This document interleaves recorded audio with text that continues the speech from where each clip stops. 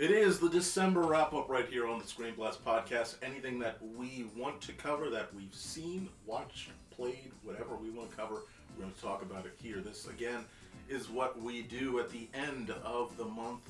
Usually comes out in the beginning of the next. I am one of your hosts, Brian the Baltimorean. Find me here. Find me at Brian the Baltimorean on Instagram. Joined alongside the man, the myth, the legend, the biscuit himself. K9 Biscuits. I'll make myself higher later. I'm very short today. But you can find me at Brian's house. Address is in the description, along with checking account number and Rotary number. And at K9 Biscuits. That's K9BISKUTS.com. For more information, go to name and address with L. With L. All right. So let's just cycle through these. Of course, as you guys may not know, the simple format is this. We have the bigger movies we cover, or bigger things that we want to cover that are worth talking about more, that are new in the beginning. Then the backlog happens, and the backlog is anything that's not new, that's not something that we really want to bring, well, just anything that's not new. However, we will have a caveat here because our first topic is... I was worried, because I hate we have to talk about old shit. I hate old shit. Yeah, anything after before 2004, oh, that's old, man. Oh. but we're going to do a little bit of a different thing here because, of course, Mark, you watched the Lord of the Rings movies before watching the latest War of the Rohirrim. What do you think of the trilogy? Is that how you pronounce it? I've heard it like 3 different ways. Rohirrim, Lord of the Rings War. Lord of the Rings anime. I'm just gonna say war. Lord of the Rings anime. There we go. That's Lord of the Rings anime. Lord of the Rings tunage. All right, so I know, I didn't care about trying to see. Let me just make myself fucking higher. For anyone who's wondering, there's a fucking dog in my lap. There we go. But I wasn't interested in Lord of the Rings, and you guys were like, "Hey, we're gonna go review this movie," and I was like, "I don't want to review this. I don't care about Lord of the Rings." And he was like, "But it's a prequel. You don't have to watch all Lord of the Rings." And okay, so my thing to that, Brian, is not all prequels are meant to be seen before the actual thing it came before. Some are companion pieces to to the whatever content it came afterwards. Agreed. Do you feel good after having watched 3 whole Lord of the Rings movies to watch War? So here's the thing. Lord of the Rings tunage.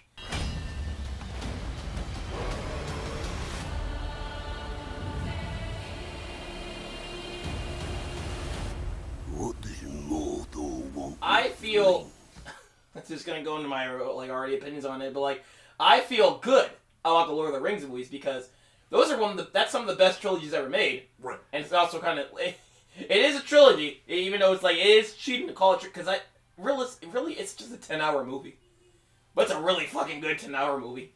And I've only watched the fucking extended version because that's all HBO Max had. So I don't know what's cut out from those theatrical cuts, but I've seen everything. I've seen it all. It's the standard by which almost every trilogy is held to.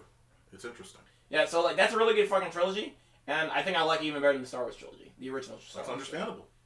They are really solid movies. They're suspenseful the whole way. A well-made story. My favorite parts of it, I like how in the second movie I was feeling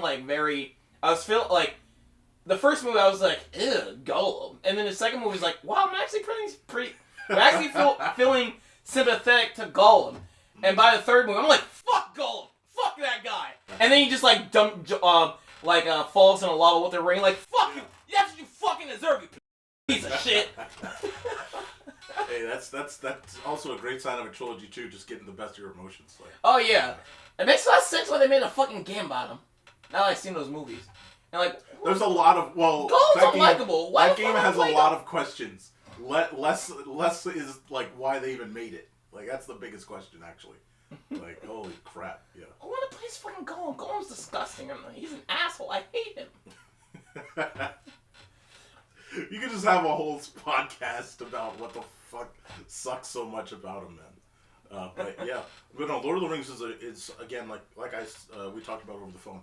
I think anything that comes post that trilogy, should be treated as like the bar of what gets crafted should be, like I said in the Incredibles cartoon chat, like it should be a high bar level. The quality should be excellent. So if you're gonna go and make something that's going to be built around this property, notably after such a thing, I think you should give it gravity, and it should be as well budgeted and executed as that film was. It should be it's Warner Brothers Star Wars, or it should be treated like Warner Brothers Star Wars. I'm sorry, it's Harry Potter. That's Warner Brothers Star Wars now. I mean, that's the next franchise I have to go into a deep dive into. Yep. Yes, indeed. All right, let's get through the. But I mean, Lord of the Rings should be, but it should have the most highest, more value. Yeah, highest value shit. Agreed. Yeah, I mean, you would think there'd be more Lord of the Rings should easily have its own section in a theme park. But also, it falls into the same traps as Star Wars. It has a prequel trilogy that is not as good. Well, as the controversial and not as good as well. Yeah. Yes, same thing. It's divided among fan base whether it's good or bad. Yep. And it's just and it's not, everyone agrees it's not as good as the original trilogy. You got a TV show that's trying Rings of Power. Yeah, that's that's trying to I guess aim itself towards the sensitive demographic. I don't want to use the word woke because that changes definitions depending on who uses it. But it's trying to be more of a going towards a minority and sensitive demographic. Yeah, just like Acolyte. Yeah. And. But the threads are very similar. Yeah. And the media is following that original trilogy can only take place in the past. Yes. Absolutely. And following that thread, here we are with War of the Rohirrim. This is, again, it is a prequel. It is set over just over 100 years before the events of Lord of the Rings itself. And it follows, again, two families and sort of the dysfunction that becomes a war. And look, I just, we're going to be as straight up as possible with this. I think it just did not get, you hear Lord of the Rings anime, and you think something beautiful. This just never got, I feel, it never got the budget or the gravity of what an anime adaptation of Lord of the Rings should have gotten. And also they decided to write in their own character and thought they could tell a story that was as magical or close to as magical as a regular story from what was written before, the Tolkien stories, and it just doesn't really touch the quality of what Tolkien actually writes. So they try to weave around their own story and it just fails at it. I mean, that's okay to do, to go off the books and do your own thing, as long as you just pull off correctly. Agreed. I never read any of these Tolkien books. So I mean, I wouldn't know how good those books are in comparison, but this is not a good movie for me. So I don't think the execution is well done. No, I think again, I don't want to spend too much time here, but on just this one movie. But again, I think it's crazy how many issues there are in moments of this film. Here's one example, right? I want to zoom in briefly on storyboarding, just the storyboarding of certain sequences and things. The expectation that I would have had for Lord of the Rings animated, I'm going to pause for a second, is something like this sequence. And I'm going to show you this, and then we're going to come right back. Pause. What I showed just a brief moment from Prince of Egypt, and again, that was my expectation of what kind of the quality of a Lord of the Rings animated, the breadth and scale that you should bring to the table of that is. Now, obviously, that's Prince of Egypt. That's 20 plus years ago. Animation has changed, but anime is on top better than ever now. Oh yeah, so you were showing me the story, how this movie was storyboarded well. The Prince of Egypt. Yes. Because what I was comparing this to was PlayStation 1 video game cutscenes.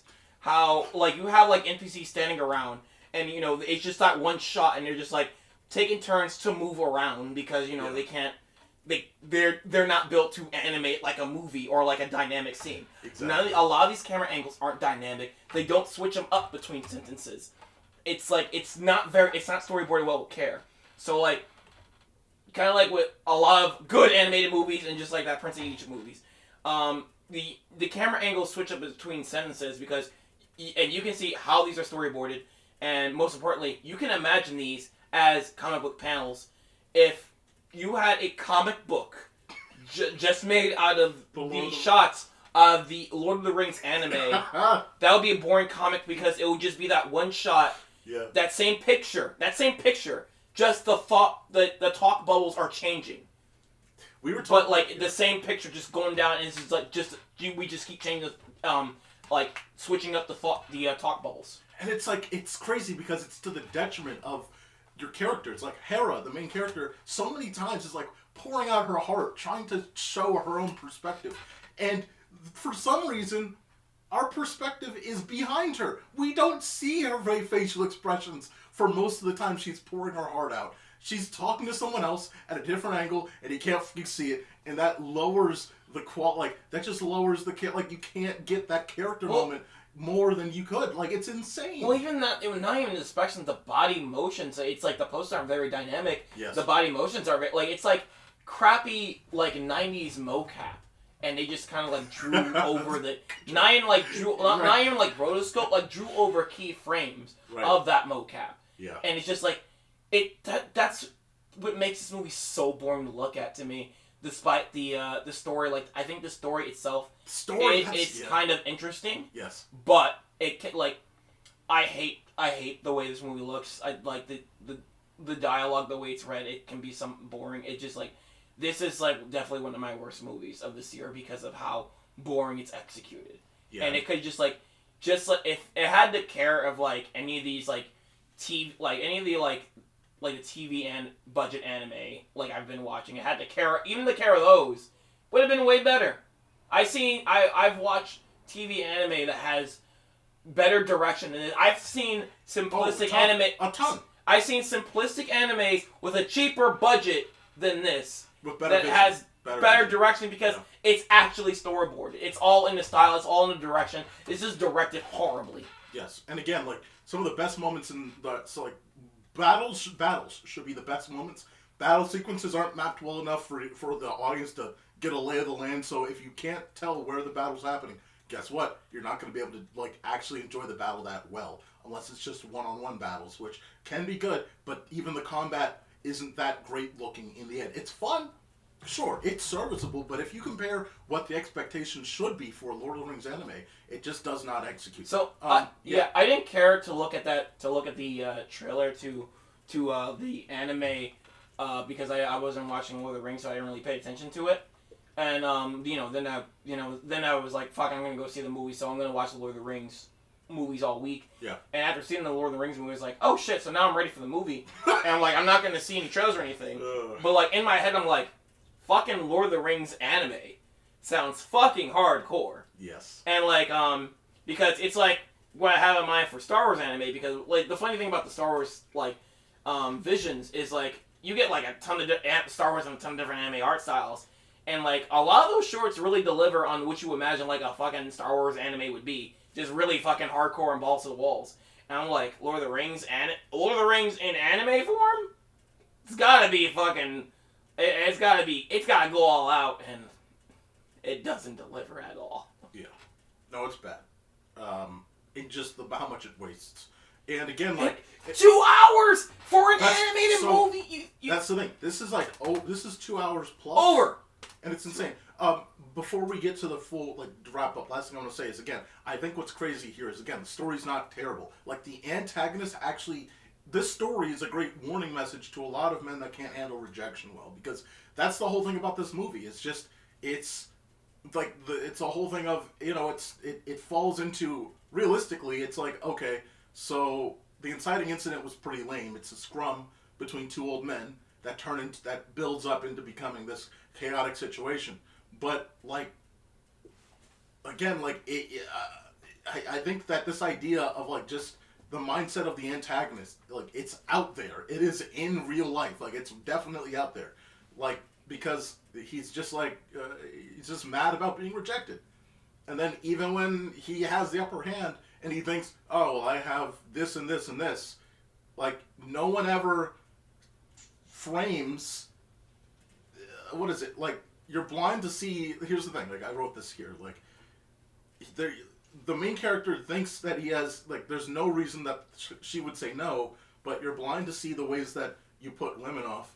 But also she doesn't have to say yes. Like the blindness of people, it's just out there. It's just like, that's just a genuine thing. It's like this character was just blind to the idea in general that a character would say, nah, I'm good.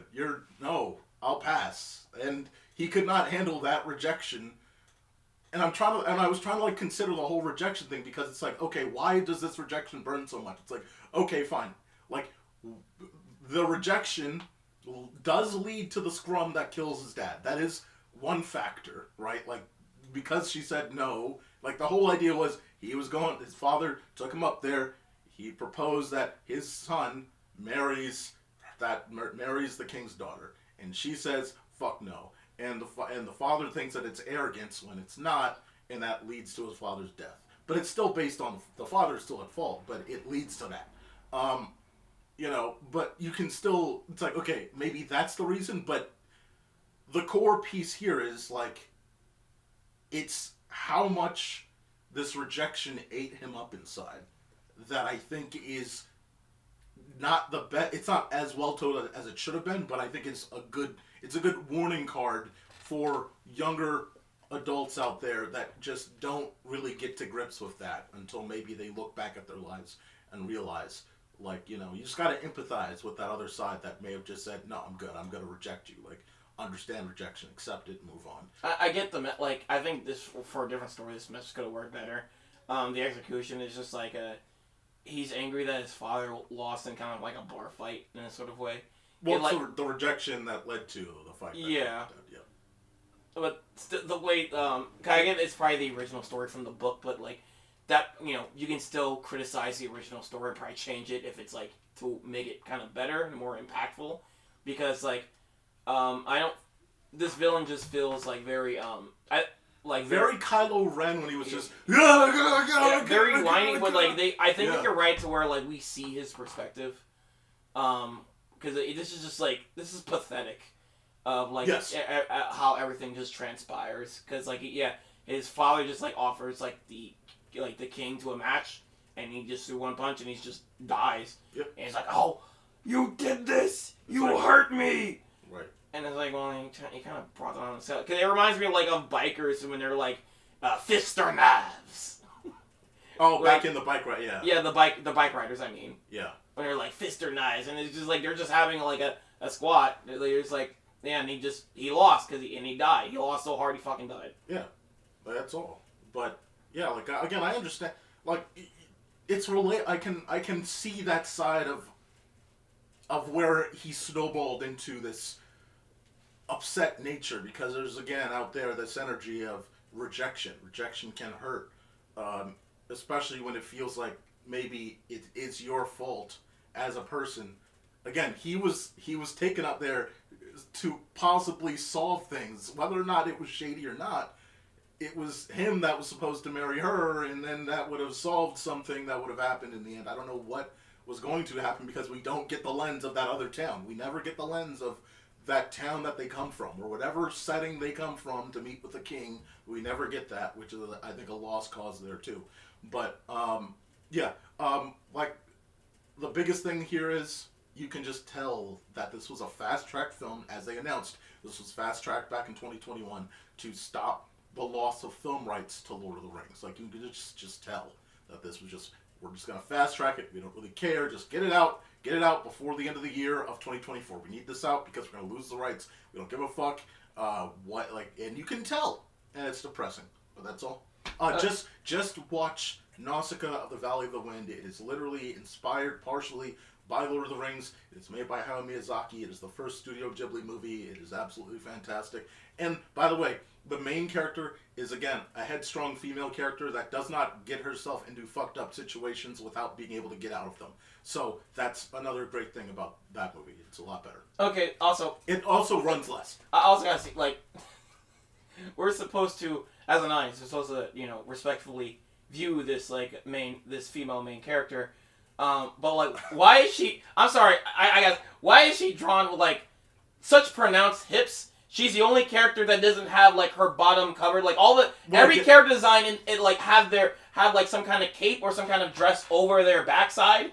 Like, they draw her with cheeks. Like, you could, like, just have a round bottom that, like, some styles have that design where it's just, like, so you don't view it sexually, but, like, they draw her with, and it's in shot. They put it in frame multiple times. No, so I don't. And it's like, are you guys getting bored? I know that. I remember. Yeah. So before we get to that shot, I agree. Like, but again, like I countered when we were talking about this earlier.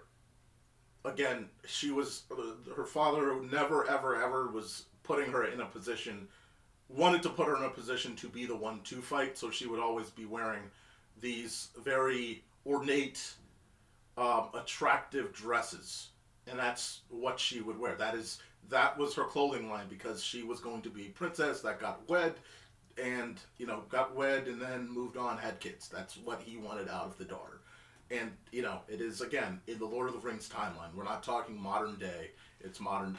It's Lord of the Rings timeline, so that makes sense. But they do, like you said, they draw her very attractively, and I don't think that's a detriment until we get to that sequence in the snow where you have those orcs, wherever the fuck they are, pick her up, and then you get full on just a shot of her ass, and it's like, by the way, her ass is like just out, and then just like not out fully, but like undergarments and all that stuff, and she's shaking around. And then, like, the angle is pointed up like it's a porn sequence. It's like, what are we doing? Well, she's not drawn with modesty, because even, like, she has, like, a female friend, and she's drawn with modesty. No, well, she's an older woman. I mean, that too. It's that's not. She has her design. She is. Do you understand? It's literally, she is the most. Like, yes, she is literally a mirage in the desert. She is the princess of. This is like folktale shit. Like, I'm not surprised that there's a very hot, attractive princess in Lord of the Rings. Like that, it's literally folktale, like storytelling here, where it's like, what is out in the distance, and then you meet the king, and what does the king have? But a very attractive daughter. And that's in every fucking story. Like that's the least surprising part. The part that surprises me is how far they went with it later, where again, they're in the snow, and then it becomes like you have a shot that's like very strange. And it's like, what are we doing? Like, even when she's vulnerable in other situations, like when she's vulnerable with the other guy, the antagonist, like there's none of those sequences when she's vulnerable with the antagonist and he's got a knife to her face. Like, there's none of those shots where it's like, straight up ass or whatever. It's like, I know there's a couple of shots where it's just like the backside is just like in frame. It's just like, yeah, but the only times we don't. Couple shots, yeah. It's not, again, the only noticeable time I'm not putting that against the movie, but like, I'm just like, are you guys? I'm putting that sequence against them. Yeah, that one. In the snow, but think the only sequence was what you're talking about, the wedding gown, like where it's no, not the wedding gown, because that was actually more modest than her regular outfit. I think her regular outfit was not. I think you're, especially when you're talking about. Well, it's mostly just because you're making it sound like it's High School of the Dead, where she's wearing nothing, but she's wearing stuff. Like it's multi-layered clothing. It's not like she's wearing. I know. It sounds weird to talk about, but I'm fine. But like, yeah, it's just like because they draw her. They draw like a line in the butt. She's yes. But here's the thing. There's a stylistic way you can do it where it's like you don't have that line. Yes, but like that. But that's normal though. That's like in 99% of anime. Outside of like we talked about the Mikasa thing. Even Mikasa has like that line. I know, but it's weird for Lord of the Rings though. I don't for anime. No, like I think even with anime, I expect that. I know, but not for Lord of the Rings because even the Star even for Visions, I think even the Star Wars stuff is like modest. With their character design and stuff, as varied as those shorts are, most of those Star Wars designs are very modest. fair. I just think I don't see the ass crack or the line in the ass as like that bad because it's everywhere. It's like that's everywhere. I'm not surprised about that. I know, but she's the focus. I know, because, like, there are a lot of characters. If she was a side character, fine, but, like, she is just the main focus. I'm just, like, because, like, there are women empowerment movies where there's, like, ass cheeks. Like, it's like, I'm not, like, if it's there, it's going to be everywhere. Like, no, even in the safe zones, or apparently safe zones, that's hypothetically going to be there. So, yeah. Let's get off this. We got to keep going. But either way, this was a wasted opportunity. Thanks, by the way, expected from Warner Brothers. So, next up.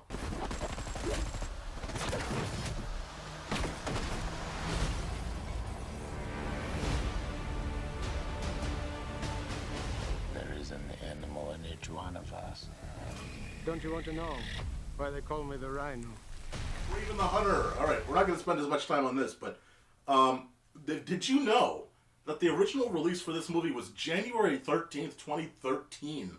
I mean, 2023. Oh, Jesus, fuck! Did you? Yeah, that. Sorry. Fucking PS4 release. Did you know that? Yeah. Did you know that this was going to come out in 2020? January 13th, 2023 is when this was originally announced, or originally going to be released.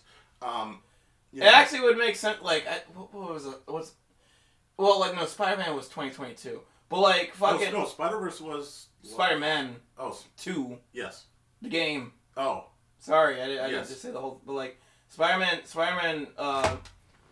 2 the game was like 2022, right. And that came close to that because it probably would have made it for a good time because like the enemy of that game is Kraven, and I love Kraven in that game because he's a good villain, and I only want to see Kraven getting the shit beat out of him by Spider-Man.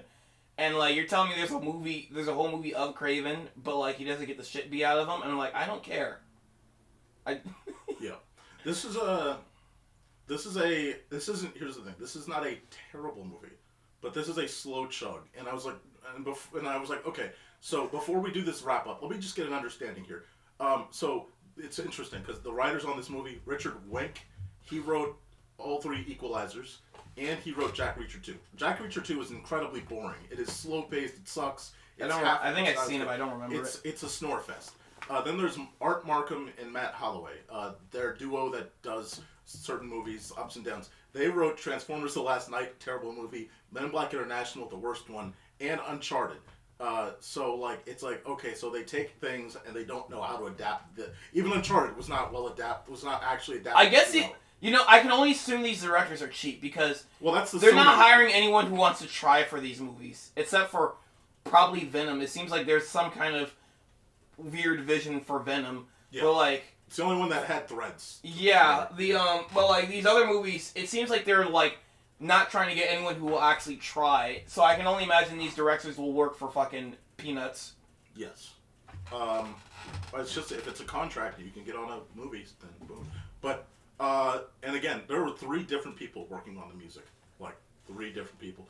Of course, then you get the main star, Aaron Taylor Johnson, obviously from Kick-Ass and Bullet Train. Again, this guy has incredible charisma. I mean, just watch Bullet Train again. Every single sequence he's in, it's fun, it's cool. In fact, I think he should be one of the front runners for the next James Bond, which still has yet to be announced.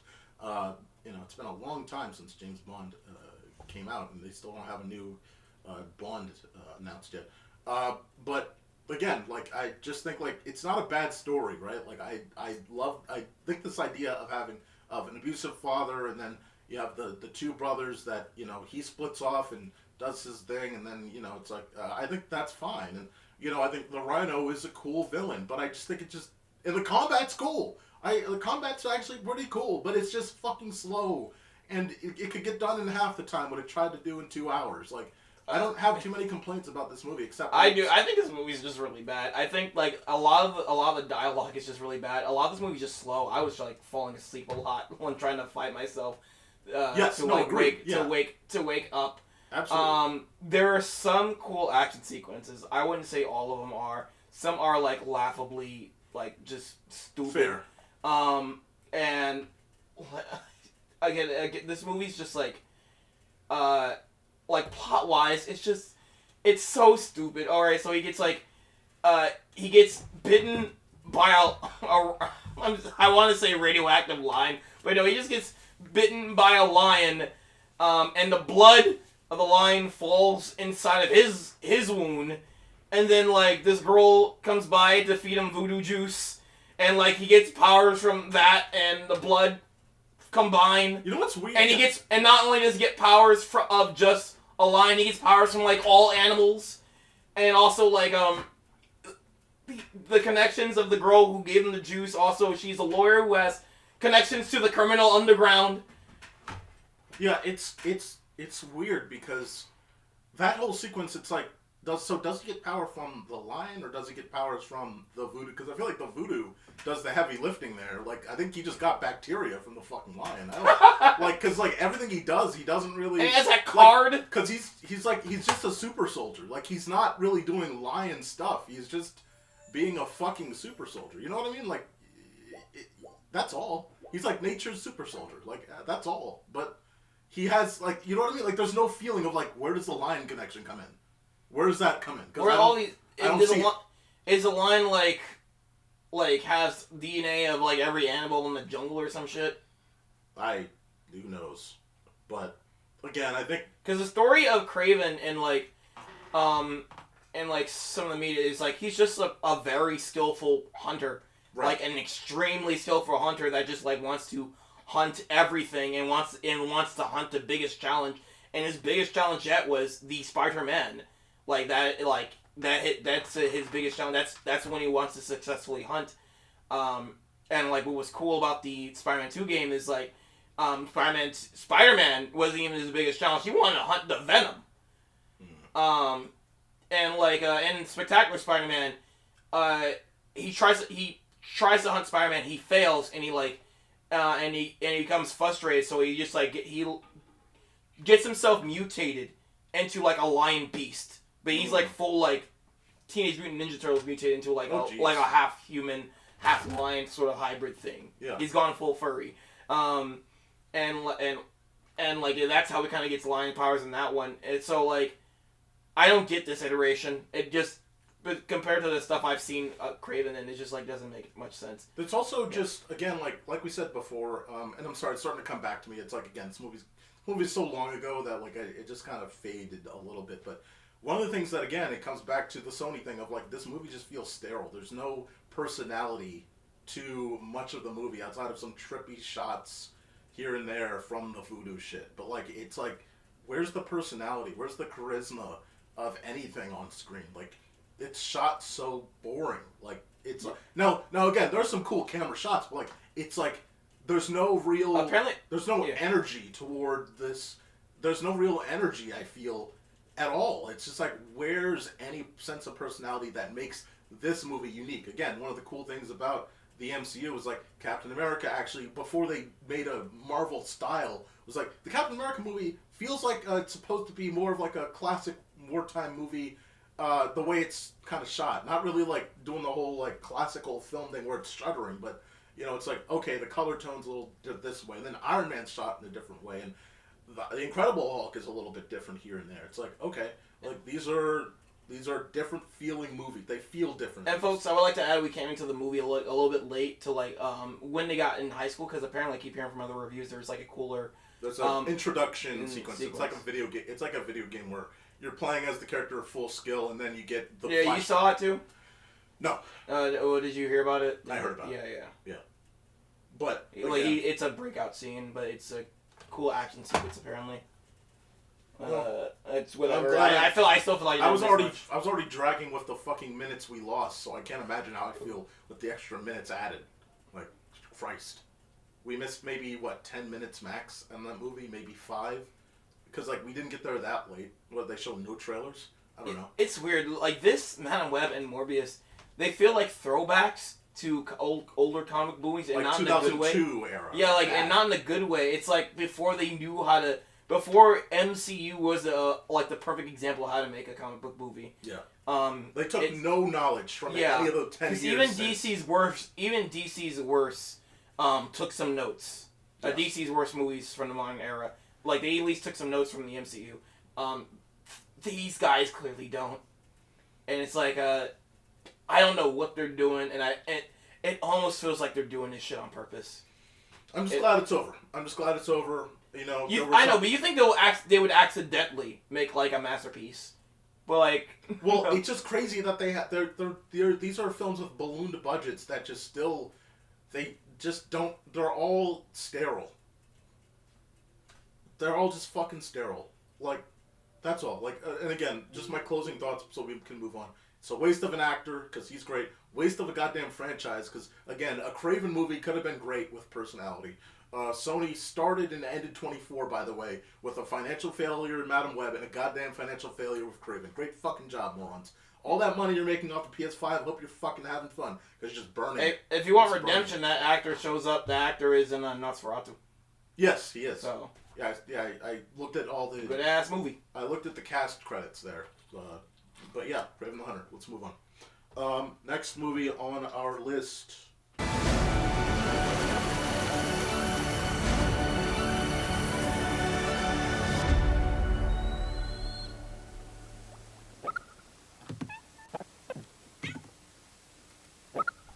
Is Flow. Now, here's the thing. This is an animated fantasy film.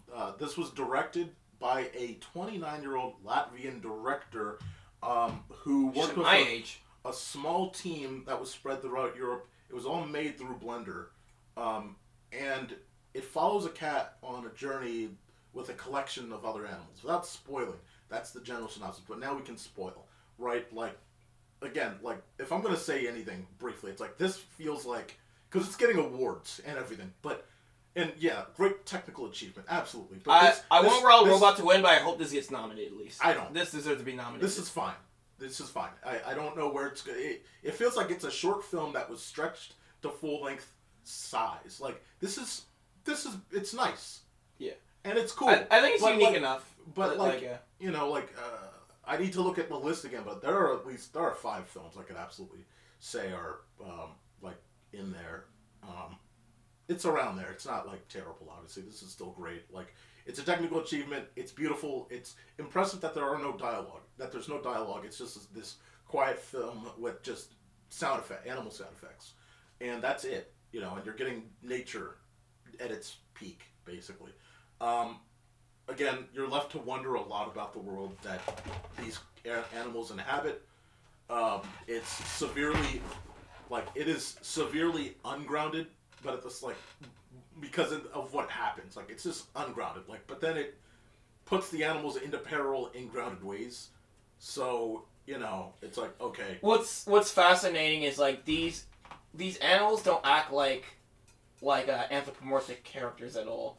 They do act like animals, like, the cat, like, has a behavior, like, of, like, a house cat, and a dog. It's like watching like an Animal Planet like documentary in a way, and like it's interesting to see these animals just like kind of like see how they bond with each other and like try to get used to each other, because like this a cheap thing like movies like to do is like they'll add like an animal sidekick character, so like it's easy to feel like, you know, suspense if that psychic animal is threatened, because you don't want the animal to die.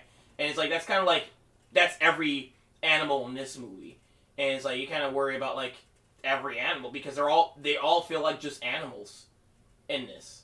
And, like, it does, like, the camera angles do follow the animals very well. Again, like a handheld, like, documentary in a way, in most instances. There are some, like, really good shots, like, when the cat gets snatched up by a bird, you get the scope of it falling through between buildings and like catching itself and like falling in the water. This movie does scope well. Yes, I think this movie does like a lot of things unique well. It's definitely not one of the best animated movies I've seen this year.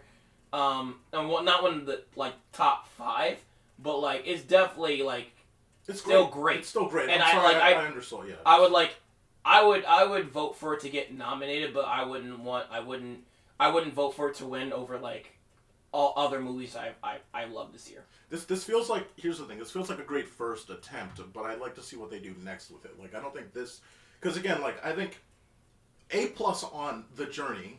It's I think here's the thing. I'd recommend this to watch to anyone. Whatever you get out of it in the end is up to you. But what I will say is, when you're watching through, you are on the edge of your seat because, like you said, they are just animals, and so what happens to how the journey goes, you're very curious and you're worried, and don't leave the boat because you might just you're very you want them to either stay together at certain times, or you want the journey to go well, and then when they get put into vulnerable positions, you want to make sure that they get out of those positions, and that's really good because you're on the edge of your seat through that entire run time. But by the end of the movie, you're sitting there okay, especially by the end, you're like, well, but you're left here's well, the thing, but you're left well, what did I watch? Here's the thing. There's a couple of things in this movie that don't make sense, but I don't for the things that don't make sense. I don't really it's kind of the water. Why is the water rising and why is it lowering by the end of the movie? For me, that wouldn't bother me too much because it's mostly it's about the journey. And it's kind of these animals were sort of discovering things as they go along. There's no set goal. You don't know what they're doing, and I don't think the animals don't know what they're doing. They're just trying to survive. That's all. Through all this, and that's it. And they're just trying to they're everything it does do a great job of curiosity and discovery as putting you in eyes of animals what the hell is going on? We don't understand anything at all. But I think it's just it would have been better if it just if it didn't try to make you think by the end, because the ending is definitely some kind of message I don't understand. It's trying to make you think because they just there's a fish that is out. The giant fish is out of the giant whale monster is out of water, and the cat. All of them animals are looking very sadly at Poe, and then it just sort of ends. And it's definitely supposed to make you think about something, and that just kind of it just ended for me, just kind of after seeing that, I was okay. It was a very okay question mark. It should have just ended with them walking off into the sunset and being happy that they have each other. That's all I needed, and it was good movie. That's all I needed. Yeah, that's one issue I think I have with the movie. It's just the end, because it leaves you wondering. Okay, well, I like a situation where you're putting these characters into these again ungrounded situations. The water's rising to a literally comedic level. This is ridiculous. It's fictional. But for what end? That's what I mean. To what end are you putting all of these animals in this peril where they need to still find food and survive, and they're on this journey, and then it ends and everything drains, and then what? So they're good, but not everyone's good because the whale's fucking dead. So what? Yeah. It just got so. That's I think it was the way it ends leaves me at a really uncomfortable. I just don't like this. Yeah, because that's the problem, because it tries to make you think. A lot of the stuff that doesn't make sense, I was just fine with because I wasn't trying to think about it too hard, because it was just all about a sense of discovery. And then and then the movie's yeah, think about it. And it's what do you want me to think about? Nothing makes fucking sense. Yes. So yeah, it just it should have ended better. Absolutely. I hope whatever home release it has a director's cut, where all you need to do is just change that fucking ending. But yeah, absolute technical achievement. Great job by a small studio to at least make something that's that. I mean, you made a feature-length short film. I mean, great job. So outside of again that last bit, great journey. Again, the whole bird sequence too, what happened with the bird, absolutely epic. I mean, unfortunate, but from beginning to end, you're following this bird situation. It's that's also interesting the way they do that. All the characters. Sorry. Next. Let me just ask you one thing. Did you guys ever look at any other suspect?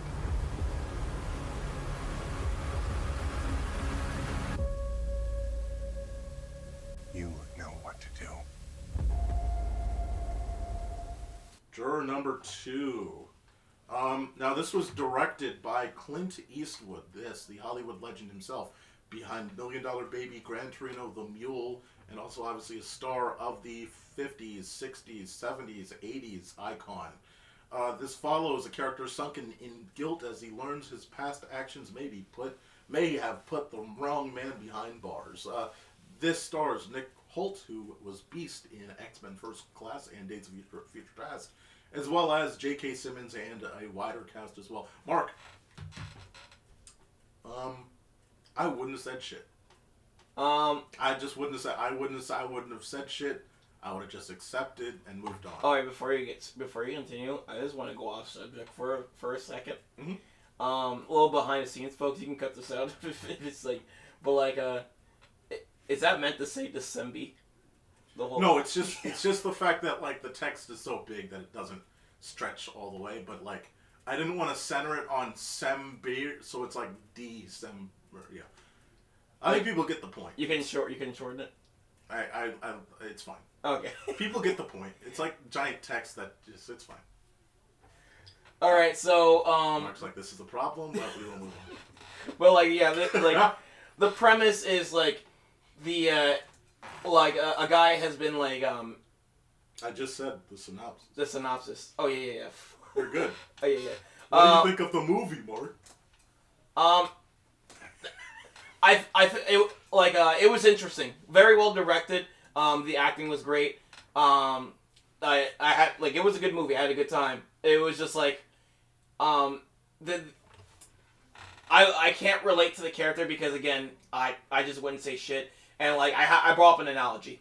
So say there was this is a fun analogy too. So say there was a button that just like blew up all of California. It just that's funny. It just blows up all of California. That's fun. It just like a national tragedy. Just blows up California. Just one press of the button. National tragedy. And like, what Steve, like just like my next door neighbor Steve just happens to be next to the button after I press it, and he gets all the blame. I would feel guilty, but like, you know, I'm not trying to be the world's hated enemy. I'm just trying to. I just want to keep my life together. I feel bad. But you have a choice. You're saying you accidentally pressed it? Yeah, I accidentally pressed it. Okay, because I was about to say, like, it sounds like you didn't press it yet, but you're just, like, going to. No, I accidentally pressed it. He's going to get blamed. Okay. I accidentally pressed it. Yeah, it was in a dimly lit room. I was looking for, like, a coffee, like, the button to start. No, you were looking for the coffee button. Yeah, I was looking for the coffee button from Monsters vs. Aliens. I was looking for the coffee button, and, like, I accidentally pressed the Explode All of California button. And like, I ran out of the room, and then, like, just Steve just happened to walk in, and he just happened to take the blame for it. And, like, I'm at his trial, and I'm like, yeah, Steve did it. I'm sorry. Yeah, like, that's the thing about this movie is, like, it's what Clint Eastwood, I think, wanted to tell was, like, just this idea of justice will get to you, whether it's it eats you up inside, or, like, the law actually gets to you. And, yeah, it's great. Like, I love Nick Holt and how he actually is like really just, you can see like this is an actor's paradise because you have to express it all. You have to express it all from beginning to end, like the guilt as things start to be uncovered slowly but surely, and then by the time it's fully uncovered, you realize, oh fuck, it was actually me. And then as that turns even more and more, it's like, do I take the guilt? Do I send someone to prison? It's like, this guy clearly, like, he has extreme sympathy, but again, I think the thing here... live with the guilt. But the thing here is, you have an upcoming child at home, your wife is pregnant, like, would you rather your wife be, like, alone for the rest of her life with a child to raise, and like, because this household is perfect. This household seems, he looks like he's going to be the perfect parent for this child, and going to help his wife with the raising of the kid, and everything's going to be fine. It's like, I understand with Justice, yeah, he did it. And I understand, like, ooh, this is why, hey, Brian and Mark, this is why you guys are evil. It's like, no, I mean, I just, like, I think, would you rather a child not have a father in his life? Or, you know, or you just get a free pass. And I'm not trying, look, if I was in this situation, I'd hate it too, but I'm not. And so, it's a moral thing. And sometimes you have this dance with morality, and this is a perfect film for that situation. Yeah. And he's constantly trying to maneuver the justice system so, like, him and the guy can both get off scot-free, but, like, it doesn't work that way because they're trying to find somebody who's guilty of this. Or it's like, so, at the end of the day... He doesn't want the guy that's accused to be guilty, but he also doesn't want to be guilty. But the fucking threads, because this idiot opened the door, lead back to him. Yeah. Like... And he kept the cases going. Yes. And it's not like Knives Out where it's like, she knows she's guilty. Like the main character of that movie knows she's guilty, and she's trying to stop everything from all the traces from leading back to her because the case is constantly tracing her. No, this guy is constantly trying to chase the case, so it can be like and steer into a direction where it's like, it's right in the middle, so it doesn't hit me or it doesn't hit the guy, and the justice system just be looking for the culprit forever. Yeah, this guy is ridiculous. I mean, the main character, just because again, like you have J.K. Simmons who does even though he's only in the movie for a quarter, it's like that like brings the movie up like even more just for the time he's there. It's like ooh, all right, he's on screen, but like he's supposed to be a retired cop, and it's like. It feels like he already knows. The retired cop knows that this guy probably is guilty. Like, he doesn't admit it outright. He doesn't say it outright. But he's trying to get to the conclusion of it quickly. And the speed in which this cop is figuring this stuff out is like, oh, fuck. It's not flying by and they're already figuring this stuff out. It's like, oh, okay. He's screwed. Yeah. You know. Despite everything I'm saying, like, I'm only judging this character's morality, but, like, the movie is still interesting of watching him deal with this morality. Yes. So, like, I still really enjoyed this movie. It's the fact that Nick Holt just sells it so well. Yes. His acting is what makes this movie great. And then, again, the position of being with, you could be a family man for the rest of your life, or you can be behind bars. Up to you. Also, I'm glad I did not look up any trailers or see anything before this, because the premise was a surprise to me, because I was like, okay, it's this guy going to jury duty and some shit happens and he has to, like, deal with something in jury duty.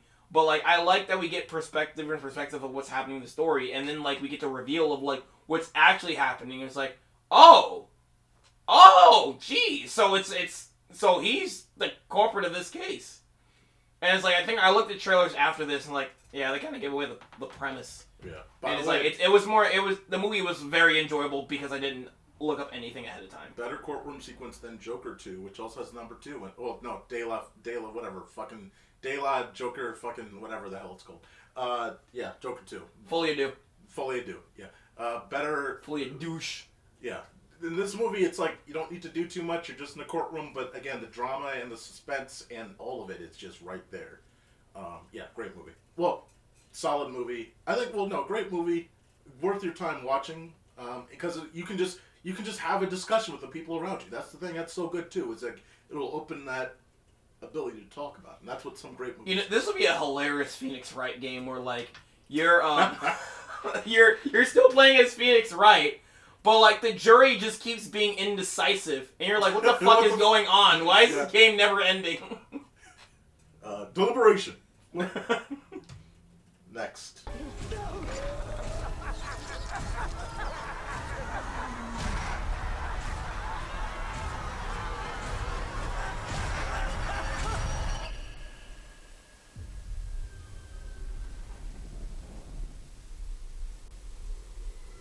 I'm ready.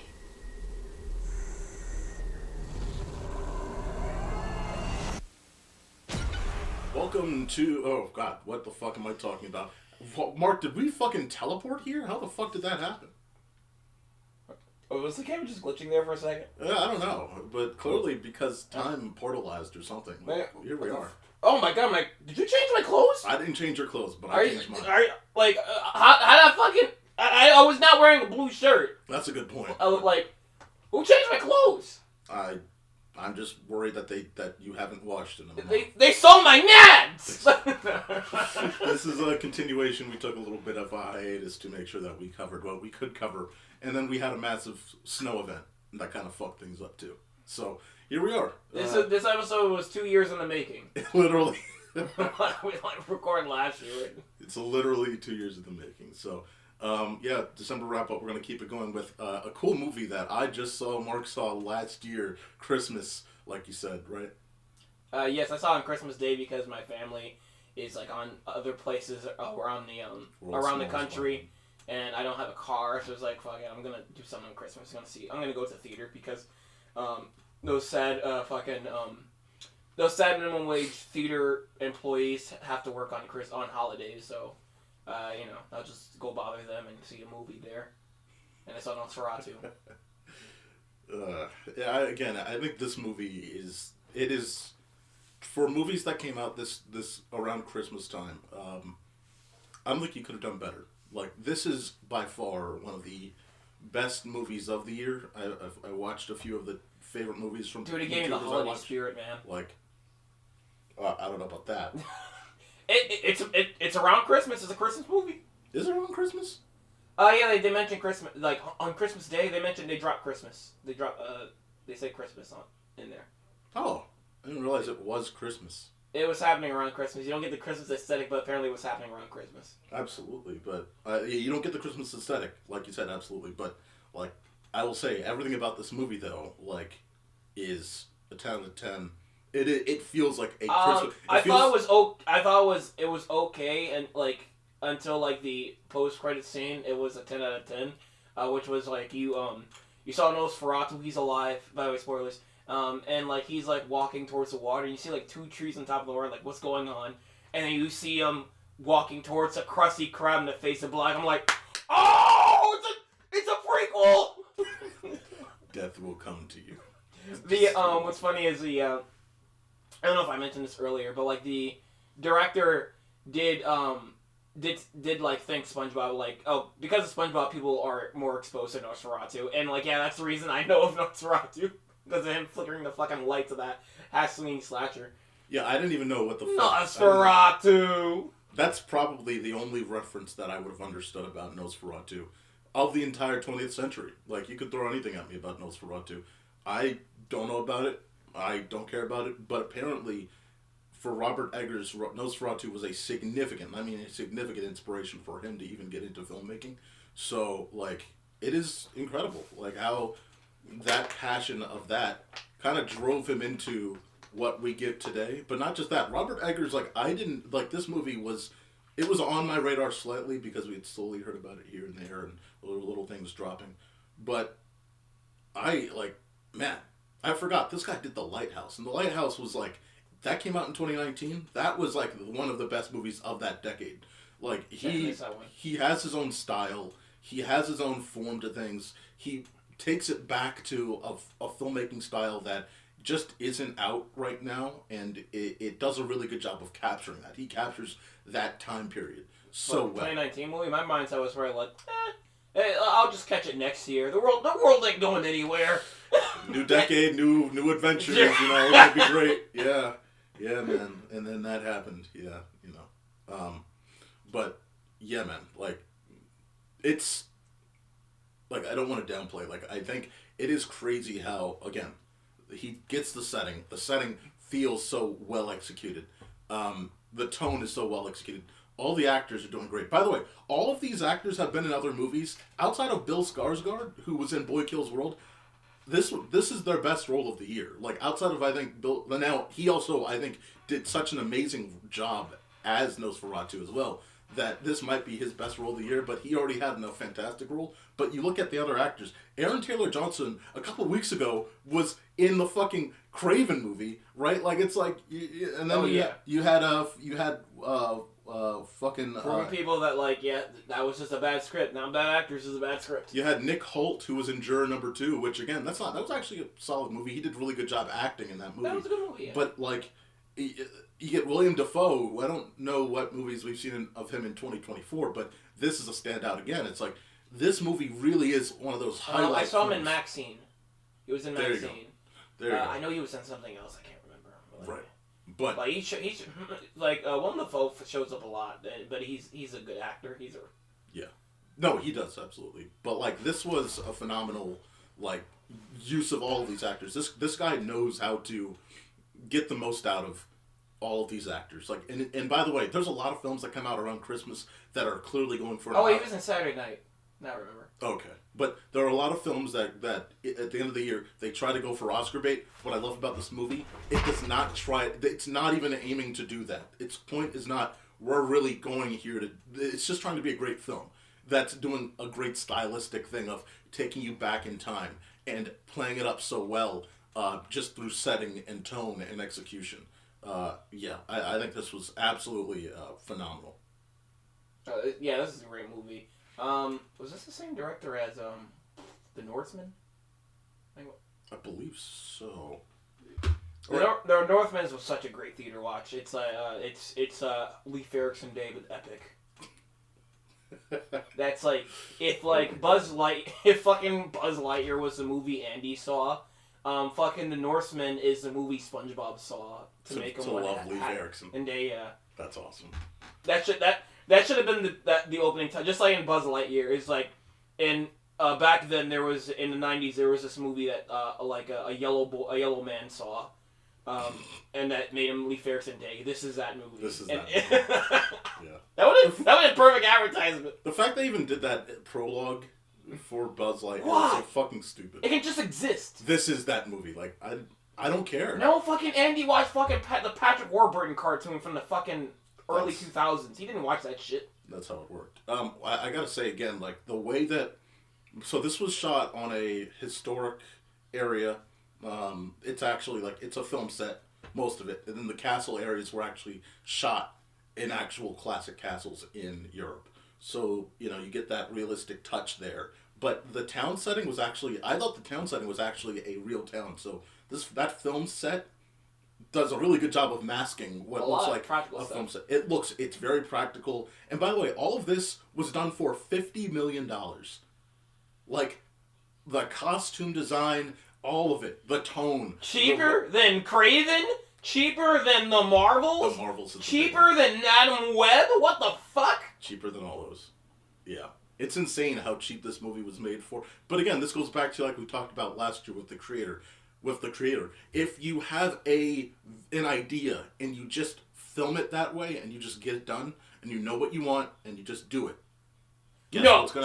Spend.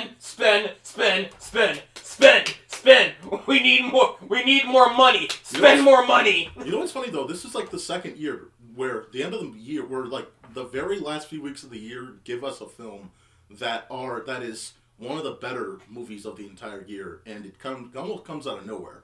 Like, and it's not for Oscar bait either. Like, because last year it was Godzilla -1. Yes. That came out of the... We're like, holy fuck. Well, to be fair, I think... you got an earlier release. No. I think from what I hear, like, the people over there were also underpaid. Yeah, well, they were underpaid, and that's... Absolutely, and that was why it was low budget, too. But this is low budget, and everything seems to be above board. Oh, yeah. So it's like, you can... You know, it's like, you can get this done. Also, everything from A24, everything from fucking Blumhouse, they know what they're fucking doing. Yeah. It's like, I'm tired of these movies that are not good, that don't execute, and are $300 million. Like, the only movie that I think should be $300 million this year is Avatar 2, or 3. That's about it. I'm good. Everything else, it should be lower budget at this point. Like, you don't need it. I wouldn't mind, like, Marvel Studios can just make a low-budget movie. As long as they just need to make it good, that's it. Yeah. Remember Werewolf by Night? Characters there, like. Yeah, remember Werewolf by Night? I think even had it funny enough in this when it's in black and white, kind of goes for this kind of tone.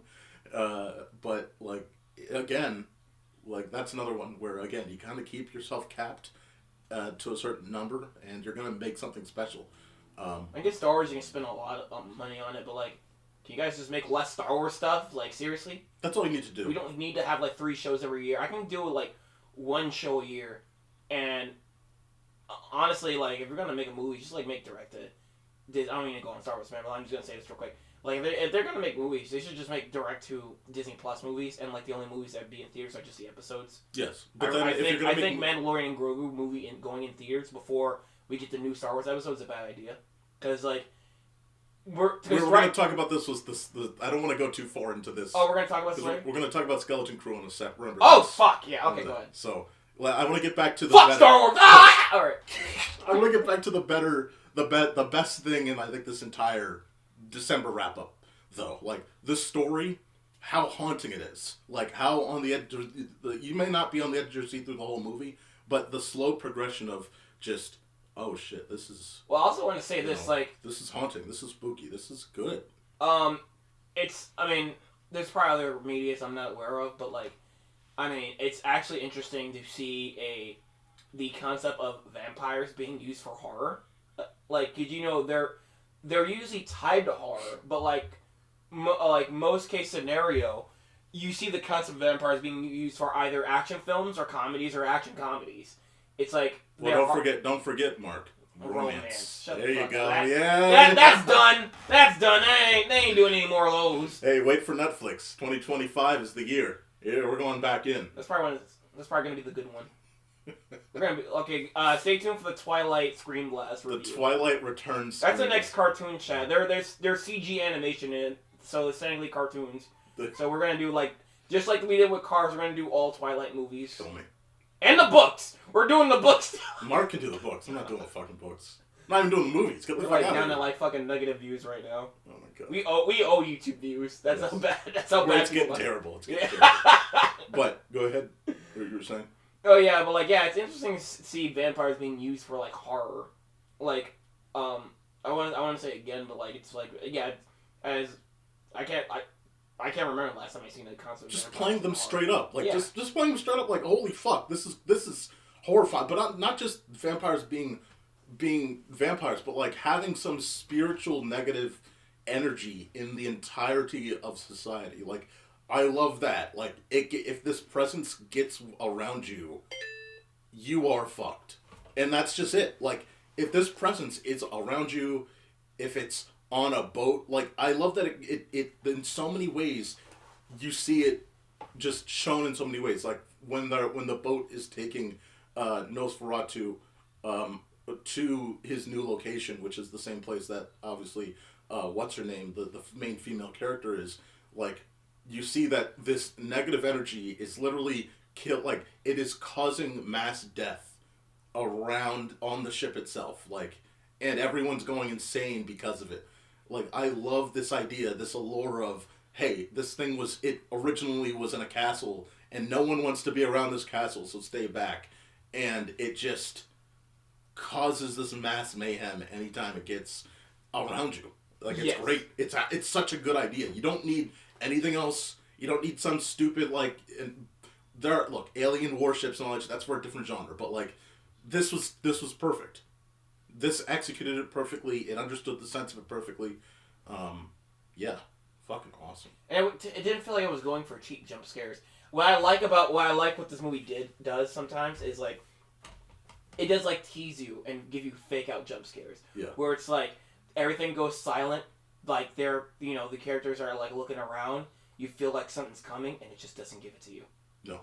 It just doesn't happen. It is you're waiting for woo, bump! But no, this one goes woo. Okay, next scene. I'm where was the jump? And again, it does such a good job with all of the characters that they have, because you have... It just kind of puts you more on edge. Yes. Yeah. But it does a really good job with all the characters that you have, because it's I love the way it starts is it's almost it's a tragic story for the main guy, because I love where he's coming from, where he's just trying to, he's clearly they're using him for this mission, and inadvertently we realize later that the place that he works for isn't debt, it works for Nosferatu, because they have the devil, they have the devil shit underneath the fucking carpet or whatever. So but he's sent out on this creepy ass mission essentially, and it's oh well, you're probably screwed, and it's unfortunate with that. And I love what they do with that guy. I love what they do with Aaron Taylor Johnson's role of being this ship, this guy that oversees the port, and he's very straightforward and down to earth, and he's trying to get an understanding of it. And once his wife and his kids die, he's lost it. He's done. He can't take it anymore. Again, William Dafoe's character of just he was super medically knowledgeable. He's scientific, but he also just delved into the dark arts essentially, and now he's been outcast. Much makes sense for that time period of you start delving into these things that are negatively that are kind of creepy or weird, and anything that's not straightforward or obvious, or not obvious but above board, you get shoved into this corner, and then you have to use him later in this movie to kind of understand what's going on. You have the regular doctor I love his voice, I love his delivery, I love everything about the doctor. He's cool as shit, but he's just trying to figure out what the hell's going on here. I love that we just we're also in the perspective of the upper class. Yes. And it's the lady, I forgot her name, but like the lady's just sleeping with the upper class with their upper class friends, and like like when she's having spaz attacks and stuff, like, oh, she just misses her husband. Yeah, like the guy's just like brushing it off. Yeah, it's like they're doing it the way that, again, it fits the time period. This isn't like some Netflix fantasy bullshit. Like, they're clearly like, oh, let's utilize this in the way that some wealthy group would in like the 1830s. Oh, she's fine. She just misses her husband. This isn't some negative spiritual pull, you know. I think like I like the allegory usage of like clearly you have this young woman that unfortunately was tied and violently violated at a young age with this dark creature Nosferatu, and then from there it's like you're tethered to this thing, and it's unfortunate, but it's with you for like your entirety unless you can get kind of past it, and so you have that, and it's like she can't really get out of it like she wants to, but she can't really get out of it, and the husband's just along for the ride, kind of reminds me of a friend that we know that. Don't you hate when the guy stealing your girl is a supernatural force? Yeah, that was like, Can't damn. reckon with. It's like, damn, dude. Because like there's like at the end of the movie there's the cut of like when Nosferatu is like, she opens the window and she's like, I'm ready for you, and like Nosferatu's like in the room like about to get going. And then it cuts to like what's his name's face, like just full face of the husband just running, just like it's like, dude, you're too late, man. Like, I'm sorry to tell you, like, you're too late, buddy. Like, but yeah, it's like, how are you gonna beat this superpower? Like, yeah, dude, you weren't gonna win. You weren't gonna win. But it is, again, it's a tragedy. It's a tragedy because you have this loss of an entire town. The entire town is fucked. Even though they beat it at the end, like, it is a tragedy because the entire, the plague still spread. The entire town. A lot of people died. Yeah, the entire town is fucked. Like, whatever was there is gone. Like, and you can get a sense of this idea that in like reality, if this happened in reality, you would imagine that the tales would spread just like they really would. Like, the tale, like, people would leave that town and they'd be like, do you know what happened in this town? Nosferatu appeared and like, it feels so genuine. It fits so well. The tone is great. The story is excellent. This is a great movie to just put on at any time, by the way. It's not just a Halloween spook fest. It's just a goddamn great cinematic film. Like, this is cinema. It's awesome. And A+ to Eggers. He keeps kicking ass with his movies. I think this is much more welcoming than The Lighthouse. Not to say that The Lighthouse is bad, but he's able to go outside of the confinements. Like, he did a really good job with The Lighthouse of being just within that space. And here, it's like, here you have multiple settings, and you're really able to breathe a little bit more, and tell a broader story, and I love that. Like, I love, like, this movie's, like, split into, like, two types of movies, where it's, like, the first half, like, both halves are great. Like, I love the first half, where it's just the mysterious setting, and, like, weird stuff happening within that mysterious setting. Yeah. The second half of the movie is, like, a disaster panic. Yes. Like, a disastrous panic happening amongst the city. Yeah. And then it is crazy, though. Like, he gets into the, when our main character goes into that one village, and, like, within that night, whatever he saw, like, that night later, it's like, boom, you are, like, he wakes up out of that, and he's like... I like it was in the middle of the crowd. You're like, damn! And then everybody looks, what the fuck? Everybody looks behind him. Yeah. Like... That's pretty much the gist of what happened in that dream sequence. Yes. He just saw the dead body, like, oh shit! Excuse me, do you have a napkin? And then everyone... Who invited bro to the function? That was great. But he woke up and he didn't even have a horse. It was just like, what the fuck am I supposed to... And by the way, again, that whole lead up, like, where he's walking toward the castle, he doesn't know he's walking toward the castle. I think he knew where he was going. But then in the distance, you get, like, the music tone and everything, and then just the sound of the horse, of the horse just clomping on the carriage behind it, like, just this, like, thunderous roll coming closer and closer, and he's looking down the fucking, like, down down this dirt path, trees topped around him and everything.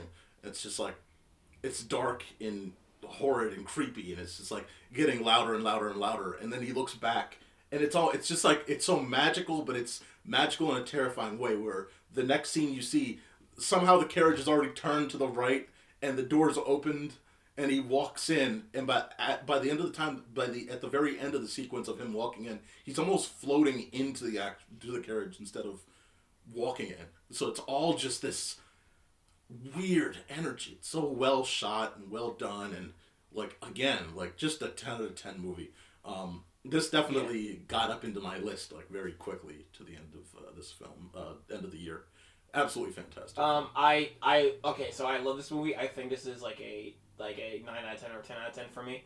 It's just like not in my list because I have a personal bias with like everything else that's in my list. No, I understand.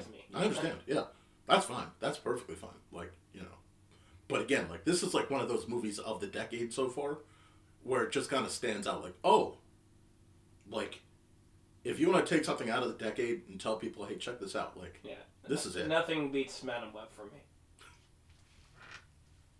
Talking about movies that start... Wait, you said this movie's a 10 out of 10? Nosferatu? Yeah. Yeah. You liked it? So you like this better than If? Huh.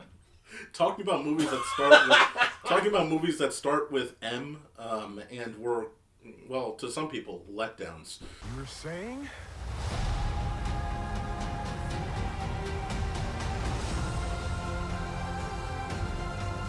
Let's move on to Mufasa. This is obviously the sequel to the live-action-ish remake to the original Lion King that came out in 1994, 5? I can't fucking, my brain 1994, because it was 20th anniversary last year. Yeah.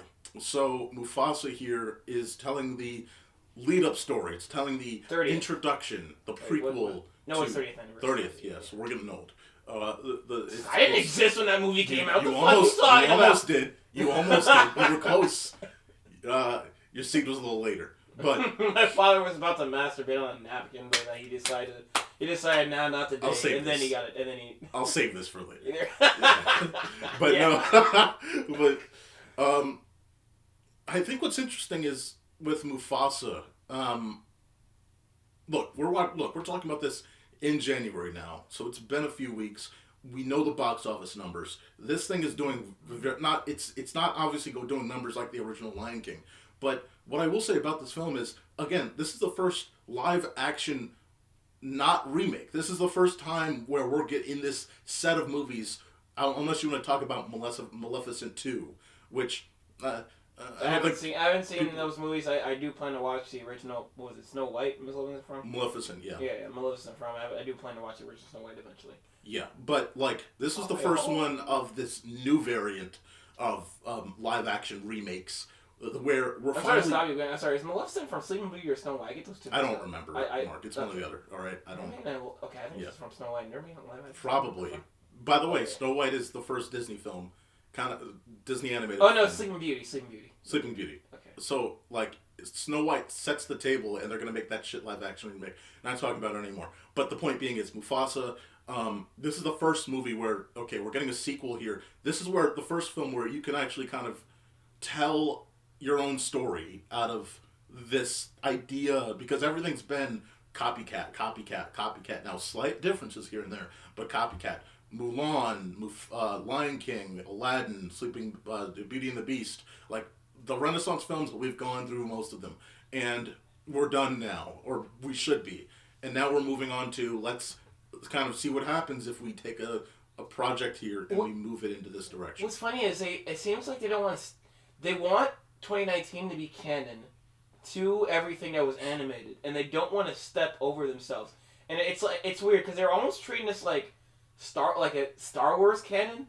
So they're trying to be really careful with this Mufasa thing because just jumping ahead real quick, because a lot of canonical things just show up in this movie and they don't contradict anything. So like Timon and Pumbaa do not exist in the original Mufasa story because they already had their own story and they're respecting that, surprisingly. Yes.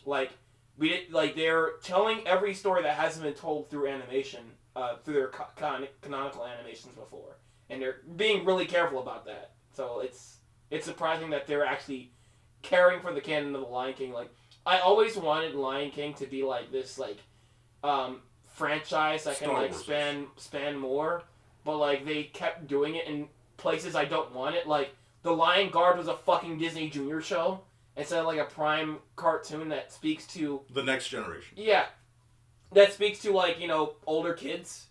That's why I never really cared to watch it, because it's just a baby. It's a baby show. It's a for some Disney reason Junior show. has a lot of lore, like a fuck ton of Lion King lore for no fucking reason. Well, because there was nowhere else to put it, so like I think the writers thought, well, fuck it, we don't have anywhere else to put it, so we're gonna put it in here. Why not a fucking primetime cartoon? That would have been a hit. I think what. So this is what I was going to talk about this at the end. The box office for this movie, I think whatever Lion King 3 is now, I think, now guaranteed. This movie is made, I think it's going to be, by the time this comes out, around $600 million. That's about half the amount that Lion King live action did. But that's still profitable in the grand scheme of what this movie is. And so, like, whether you didn't, like, and again, a lot of people I talked to were not interested in seeing this movie. But this was a solid movie. It was, I think, it does enough that it's good. It's good enough. And, but again, like, when you get to a third movie, hypothetically, you're going to probably get to that Lion Guard area, and maybe you get them when they're older or whatever. But I definitely think they are going to utilize the keys of this kingdom that they've created in the animated stuff. Much like how Rebel stuff is being shoved into all of the live action Star Wars stuff. So the lore there is you can get into it, you can burrow into it. The funny thing is, I never watched The Lion Guard, so I always thought the main character was what's the fucking You thought it was Simba? No. Well, what's the fucking Lion King 2 daughter's name? Kiara. You thought that was Kiara? No. I thought that was Kiara's kid. Oh. In The Lion Guard. But like I didn't know until I saw the end of this movie. I was like, wait, that's the name of the kid from Lion Guard. So wait, they changed it? No, that was always Simba's other kid. So it's like, oh, that's weird. Yes. And again, like I do think with Mufasa here, I gotta give, like, look. Actually, no. The canon is changed. Actually, no, I'm just saying. Canon's actually changed now, because in Lion King 2, she's older, and like there's no like other kid that exists. No, exactly. That's what I'm saying. Like, okay, go ahead. Yeah. Again, like we knew that this was going to be stepping boundaries, because she was definitely older by the time. She's like a teen by the time Lion King 2 comes out, and here she's a kid still. She's still very much a child. Now, so like I don't know what happens, but they're going to do whatever they do, and I don't really care. This franchise, unfortunately, like, again, we talked about this, Sonic 3, this was a Sonic 3 Mufasa competition, and I said this, like, when we talked about Sonic 3, and I said this a couple of times to everyone that I talked to about Mufasa, like, Sonic 3, it was mostly dudes. If it was any women, it was going to be a couple. It was dudes and their kids, and that was it, mostly. Mufasa, it was women and it was kids, and women just I don't know what the fuck's up with that, but like it's just this collectively has more value to women, and I don't understand Sonic's video games, but like this pulled women in more. And it wasn't the Beyonce factor, because she wasn't there in this movie at all. You could even have you could have, yeah, exactly, but that didn't matter, right? What mattered is you had cute lion cubs, and I think didn't Beyonce play somebody else too? Probably, but like it wasn't like she was. You didn't hear her voice anywhere in the movie, really, except for Nala, and I think maybe here and there in a couple other places, but it wasn't like she's gonna get a solo song. Like it didn't really matter. So.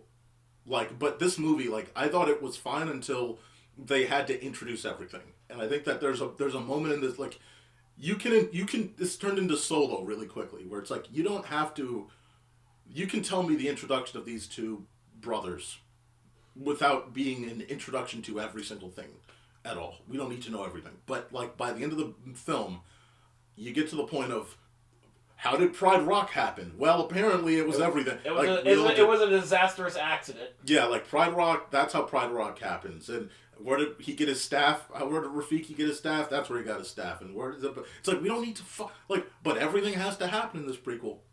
And like, it's like, it's, but again, this is kind of like it's like junk food, this movie. I'm surprised we didn't get the fucking origins to the elephant graveyard. I thought they were elephants just like fucking died in the movie. Yeah, I thought they were going there at some point. There was a moment where it got a little dark, and I was like, "Are they going toward the elephant graveyard?" And I couldn't tell, but I guess not. But yeah, I we were talking about this time last year, and I said, they're gonna have some sort of shitty ass love triangle in this movie, and guess what fucking happened? So we guessed. I told you I wasn't trying to be serious. When that movie was announced, I was like, dude, they better make Scar and Mufasa best of buddies. Yeah. They better make them like Bill and Ted. And then Nala comes in, and then Sarabi comes in, and then Scar, and Mufasa, and then Sarabi, and then Mufasa gets to Sarabi, and then they fight. That was my pitch. Well, that was when the movie was announced. That was a 480 trailer. Oh, okay. And then the movie fucking happened. I was like, what? I went guys, I was joking. Why'd you steal my idea? I think it. Look, I will say it's less about obviously that romance, because that's not very critical. It's more what the romance means. It's more that the romance means that Scar is not the leader. And I think that's... So I can forgive it for that. Clearly it's he's not as mad about that. He's more mad that what it means is that Mufasa is truly the leader that he will never be. I get what they're going for, but they didn't really do it correctly. I think they did enough. I think they, again, it's a soft Shakespearean style story. I find it very abrupt the way they did it, because I think it's much... We saw Transformers 1. That's way more abrupt. This is not... This I think this is just as abrupt, because Scar has been earlier, it's been happening earlier in the movie. See it happen where Scar's mother's been paying more attention to Mufasa, but Scar is still very either forgiving, or he's just very he just doesn't really he doesn't really talk about it or anything. He did it's not very visible to the audience. Yes, but it's not. He's always the most emotion we see out of him before they leave off to an adventure is that he's a coward. But I think the moment that we see it really is once Mufasa rescues his mother, and then it's wow, I didn't even do that right, and that's kind of the first moment that we see that. And then throughout the rest of the movie, there are little moments here and there where, Mufasa takes the lead, he doesn't, and he feels that. And you kind of get a sense of that slowly but surely. I think that's much better managed than in Transformers 1, where it just kind of happens in a quick shift. I think it kind of happens here, because as soon as he finds Mufasa with Sarabi, he's like, fuck you, I'm just going to do this. This happened early. This happens earlier. This is you're seeing there are little pieces, little breadcrumbs throughout before we get to the... Now that's where it tips over, but we see moments where it grows here and there. Again, compared to Transformers 1, where there are no real breadcrumbs and then it just happens. That's different. I know, but he wasn't... he was losing things, but he wasn't antagonizing Mufasa earlier. Yes, well, again, the other piece of the pie is that his father also informed him of, these very, very, what would you call it, backstabby-ish ways to get ahead. And that's kind of in his bloodline. Yes, he was told that by his father, but he's informed that. It's he himself was not, even minorly antagonizing Mufasa, throughout the movie. It wasn't until he found Mr. Ravi, he's fuck, man, Mufasa is a fuck him. Again, I don't think you need to see him being antagonized. I think you need to see that he's not happy about it. And that's the difference, is you see those breadcrumbs throughout. I think whether or not he's and there are moments where he's nah, but he does so. Do I look? I will agree that his switch over to the bad guy side is quick, but that's not the quick part for me. It's slow breadcrumbs from the moment that they leave they leave Scar's pride and they go away from them to that switch up, where It's just a chess move. It's a chess move of, I think we're losing this battle here, and I'm also not going to get anything in the end. He sees that once Mufasa becomes the Pride leader, I don't see how this is going to end for me well, and that's. It felt like their relationship was mostly the same until that part. It was just like, in terms of Scar, how he treats Mufasa, how he's like feel about Mufasa to the audience. It felt it was like abrupt as soon as he saw him. Okay. I mean, again, agree to disagree. We'll just move off that. What do you think about the? I think the villain was very. Again, this is why I think going with traditional animation. I really do wish that this new Lion King franchise would have been traditionally animated, because I think you can say that about like every live action yes, but Disney I think project, but so it's not really not much of a nuanced criticism. No. My difference is I think that this villain fits a lot better in a traditionally animated form. He's so cartoonish that it almost breaks the idea of making this a live action feature to begin with. Like you can't say that about the villains of the other films. Like I didn't see that crossing over as well. I thought that this was Which other films are you talking about? The live action? The newer live action films. Yes, you talk about Beauty and the Beast. You talk about Beauty and the Beast. We don't have any sequels to any of those. Right, that's why I'm saying this is the first time. I know that's what I'm saying. This is the first time. You can because they're just cartoons. Again, that's what I'm saying. This is the first time where I thought, outside of these previous. Now you could have sure, you already have the originals, but I'm saying this is the first time where I thought, wow, this villain is very he comes off as more cartoonish than the media fits him. Whereas all of the live action adaptations, villains, whether they were based from an animated thing or not, felt like just live action villains. They didn't really play it up at any point in time that much. And it was like, okay, fine, that works for this live action set piece. But here it's like, man, if you could just get a little bit more expressiveness out of these characters and have a little more fun with it, because the voice actor was having fun with the role, and that you could tell, you could really tell that the villain here was having a lot of fun with the music moments and his line delivery, and it's a fun villain, but yeah, I just think that this was not the right. I thought it was interesting. As in he's just like a more a morally bad villain. He just wants to take over and kill. And that's how we saw Scar. That's what we saw of Scar in the original Lion King. It's just kind of like that, but on a worser scale. Yes. We also see, of course, and that all comes back to this idea. Even Scar's dad thought about this, the fear of another lion coming in. And inevitably he will challenge to be the leader of the Pride. And how does that change where you stand in places? This idea, it makes sense. It fits into the vibe of what Lion King is. That's why I think that this story is good enough to be a sequel or a prequel or whatever. And I just do wish that, again, because from this point forward, everything's going to be...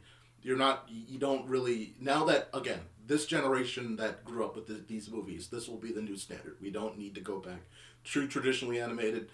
They're not going to want a traditionally animated sequel, maybe, most likely not. And they're going to be fine with this CGI formatted Lion King film. Here's where I thought it suffered. A lot of the film uses the National Geographic style documentary angles when they're doing any shot. Either it's close up on the character or it's bird's eye view. Those are the only two. The character models are more expressive this time, though. They are, but I'm saying the way that it's shot. Again, we're back to the same problems of there's no great way that these are. There's no good framing really. Most of the framing is. It's not stylized. That's the thing. Exactly. The whole movie's not stylized at all because right. even with the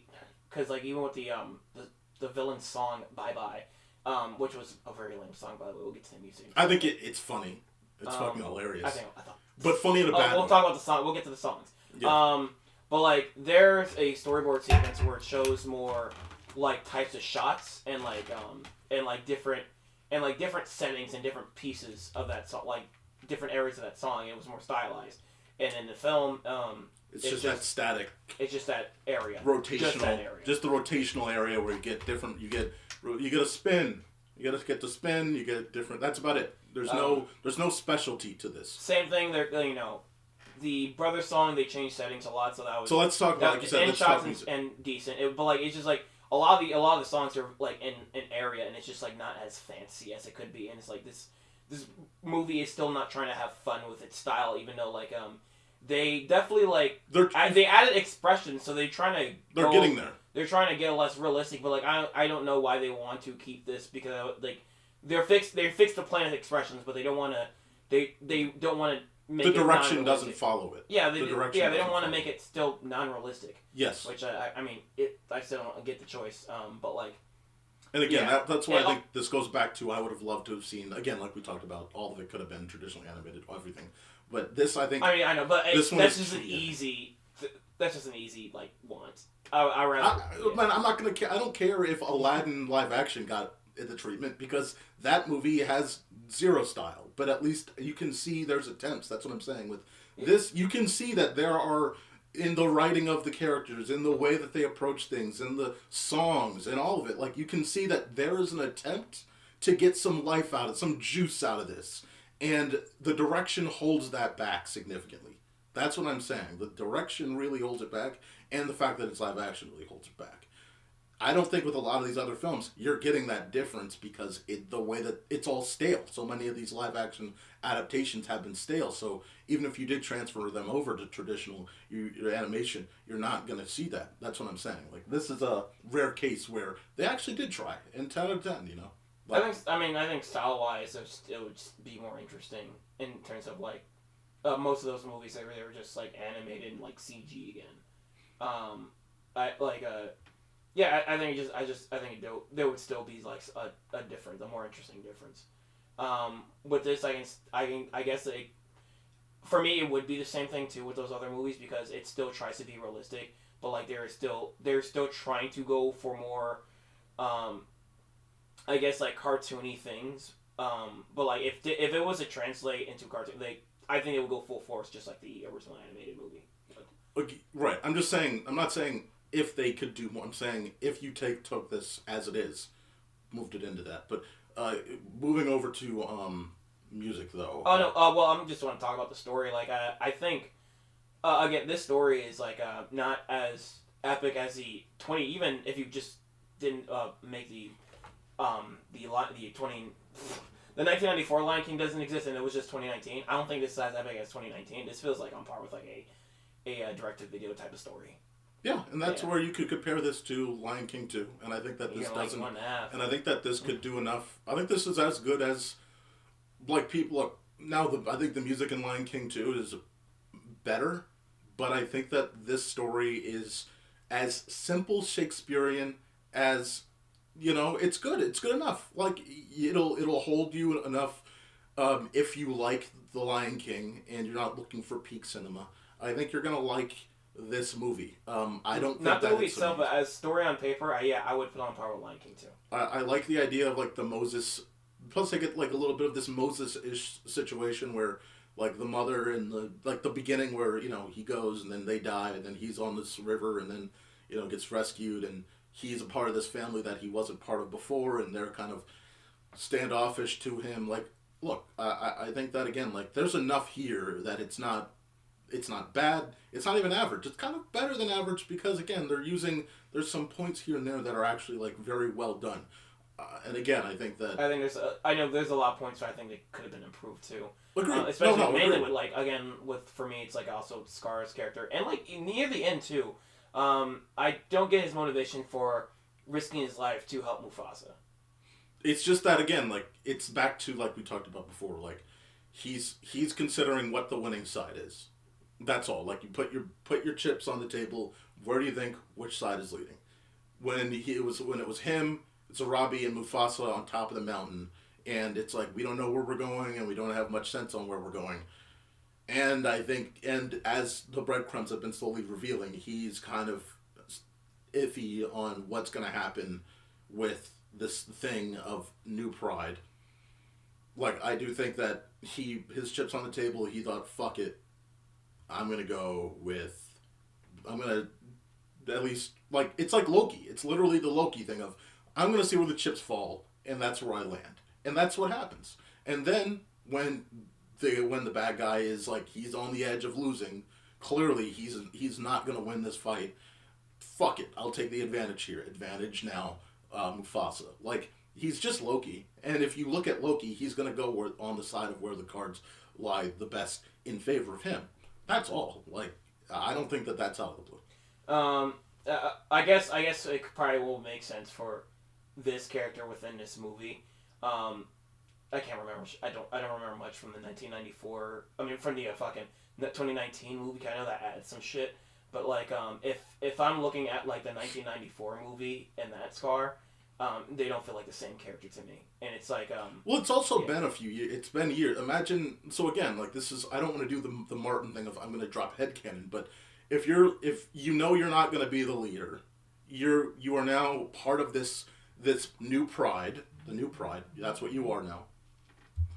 You're part of this new pride, and now Mufasa has a kid, and you are. By the way, I don't even think you're supposed to look at the 94 movie. I mean, you're supposed to look at the 2019 movie, and that's how this bridge is supposed to go. The bridge now is you watch that, and you watch that. Yeah, from what I can remember, cause I think it's just more, I think it's more the same, but he added more. But like they added more like shit with him between him and the hyenas. Yes, but again, I think. But to finish my point, I think legitimately, again, like, this is the same character. He finds where the chips lie the most advantageous to him. When, like, it still fits that at the time period when he sees his opening and Mufasa needs help. Guess what happens on the cliffside? Then he says, "Fuck it, I don't need you." Like, it still fits. He's just sitting there waiting for an opportunity. Like, when can I most likely do this? Because he knows he can't go out on his own and potentially build a new pride. He knows that. So guess where he is? He's off on the side of Pride Rock. And then and then Simba talks to him, and he's not really interested because he hates everything about the fact that Mufasa won that. I think it all fits. Because the implied canon in the original was like, you know, they were always like siblings, but Mufasa was just like the family favorite, and they just kind of grew up together. Agreed. And Scar just spited him as they were going up, as he was like the brother, and he was like just destined to be king. He just wanted what he got. And like with this one, it's like they were like super buddies in the beginning. And Scar was also a very excitable like kid, even going towards his teenage years. And then, like, after that turn, it's like, fuck everything, fuck you. Well, I think you're no. Again, you keep missing the key point. He lost his pride. His family's fucking dead. He lost his pride. He has to go off on his own. He also didn't save. He didn't even save his own mother, and now he's on this journey where he doesn't make the decision. Shit was progressively having to end, but the character was not changing. He was slowly changing. What are you talking about? He didn't feel like he was changing. I think you're missing just the breadcrumbs that were clear. I think you're misremembering. No, I watched it more recently than you did. I don't know what to tell you. Like, I saw it. I remember it. So that's great. I'm just saying. That's great. You watched it recently, but I remember it better than you. Okay. All right. Yeah, but fuck off. Again, now your character's changing. See? No, nothing's lining up. No, I'm changing. Fuck that. But look, I don't. We talked about this even on the phone a couple days ago. Like, I don't think Disney even likes the idea of they milked it already, so they don't even care about the 94 movie. The 94 movie is irrelevant because it's for a generation that remembers it, and now they are marketing the new one. Like, you go down to Disney Plus, and if you go down to the Disney section and you look down, before you land on the official Lion King section, the first thing that you see is not 94. 94 is actually hidden a tab behind on the titling of what that is. You go down. Okay, so here's I told you this. Yes. When Mufasa was coming out on the front page of Disney, they were advertising the 94 movie. Yeah. And again, it's a strange dilemma. I don't know if they were less confident and they wanted to push nostalgia just to see if they would get more of an audience to see Mufasa, or if they just are putting whatever they're putting out there. So I could be misreading, but I do think that they're just not very excited about the idea of Okay, so even though I was saying all that with Scar, the overall story and the overall journey, because that's just a minor flaw for me. Everything I just mentioned is a minor flaw for me. I thought the overall story and the overall adventure, it was fine. It was I was enjoying the story. I was enjoying the story. But every fucking 5 minutes, Timon and Pumbaa has to come on with a fucking unfunny fucking comedy bit. And I love Timon and Pumbaa, but they written them so unfunny in this, and so like, I like fourth wall jokes when they're done right. If they're done terribly, I hate whatever media the fourth wall joke is in. It's like, these are really bad fourth wall jokes, and it's like, you're ruining it because now nothing feels real. You're taking me out of it with this bad joke. I agree 100%. It lowered. I was actually disappointed in the idea that Disney clearly didn't believe that this story would hold audiences long enough. I guess they thought that they would get bored or disinterested. It is a shame because I do think that, like you said, it kind of just takes you out of the progressive movement of the entire flow. Just gets progressively out of place. It really does suck. And again, like they've gone from a charming duo to like Olaf in their interruptions. It's very annoying, and it's very out of place. And like, again, like through the whole thing, it's like, I don't know if I don't know if this was their play on live action 1.5. It felt like it to me, but it was done poorly. Like, I don't know if this was wait, you say like Olaf? Because I think the only time Olaf was annoying was Olaf's Frozen Adventure. Other than that, I think like Olaf's recap in Frozen 2 was fucking the shit. That was the shit, but that was funny. I think for the stakes of Frozen 2, when you keep cutting back to, it's like, then you do the dramatic thing of... they kept coming back to it. They just like, it was all in one go. I thought that there weren't there like 3 or 4 times where like he wasn't there every 5 minutes, not like this movie. No, I didn't find Olaf annoying at all in that movie. I mean, he wasn't annoying. I just would have rather again them character focus on the key fact of what they were Elsa was chasing, how Anna was going to get where she needed to get. And again, I just didn't like the whole idea of let's just sideline these 2 characters, put them behind some boulders because we don't know what to do with them for a good like half an hour. I know we didn't have to keep taking breaks from the story either. Like, even with the parts with Rafiki, there were decent scenes, but like we didn't even need much of those as little as it had. It was just mostly Timon and Pumbaa interrupting. But like we could have just had a beginning to like, hey, this is a setup to us telling the story. They're telling the story, they go through, and then like, ends with like, Kiara being inspired, and like that, that would that's all fine for me. Yeah. Also would have made the movie like runtime not needlessly long. Again, it would have cut it by 20 minutes at least. Because if you take out all of the, I don't know why they keep making these movies needlessly long. I just want 90 minutes. I'm good. Yeah. 70 minutes. Oh fuck you. You guys know you guys know what you want. If it's even shorter than that shit. But like, yeah, just a tight 90 minutes, please. Can we go back to those movies? I think again we talked about this with a few of the cartoon chats. You do 90 minutes, it's like you basically have 80 minutes to tell stories. It depends on what type of story. It all depends on the movie. I'm not saying every movie should do it, but like, some of these, they go on for too long, and especially like these live action adaptations. I don't know why they keep making them longer. I don't. Well, to be fair, I don't even know why they were making it in the first place. Well, again, that's the that'll be the question of even Lilo and Stitch, which I think is a tight timeline. Like they don't even. What are you gonna add for Lilo and Stitch? They can probably add like some of the stuff from like Stitch the series. And no, it's like I just make it. You could, but I mean like Easter. There's probably gonna be Easter eggs. Like there's other experiments like Electric Boy and fucking the rats. 625. I made a sandwich monster. So you gotta get a whole montage of Jumba, but like, all right, time to play God, and you just see all these experiences like.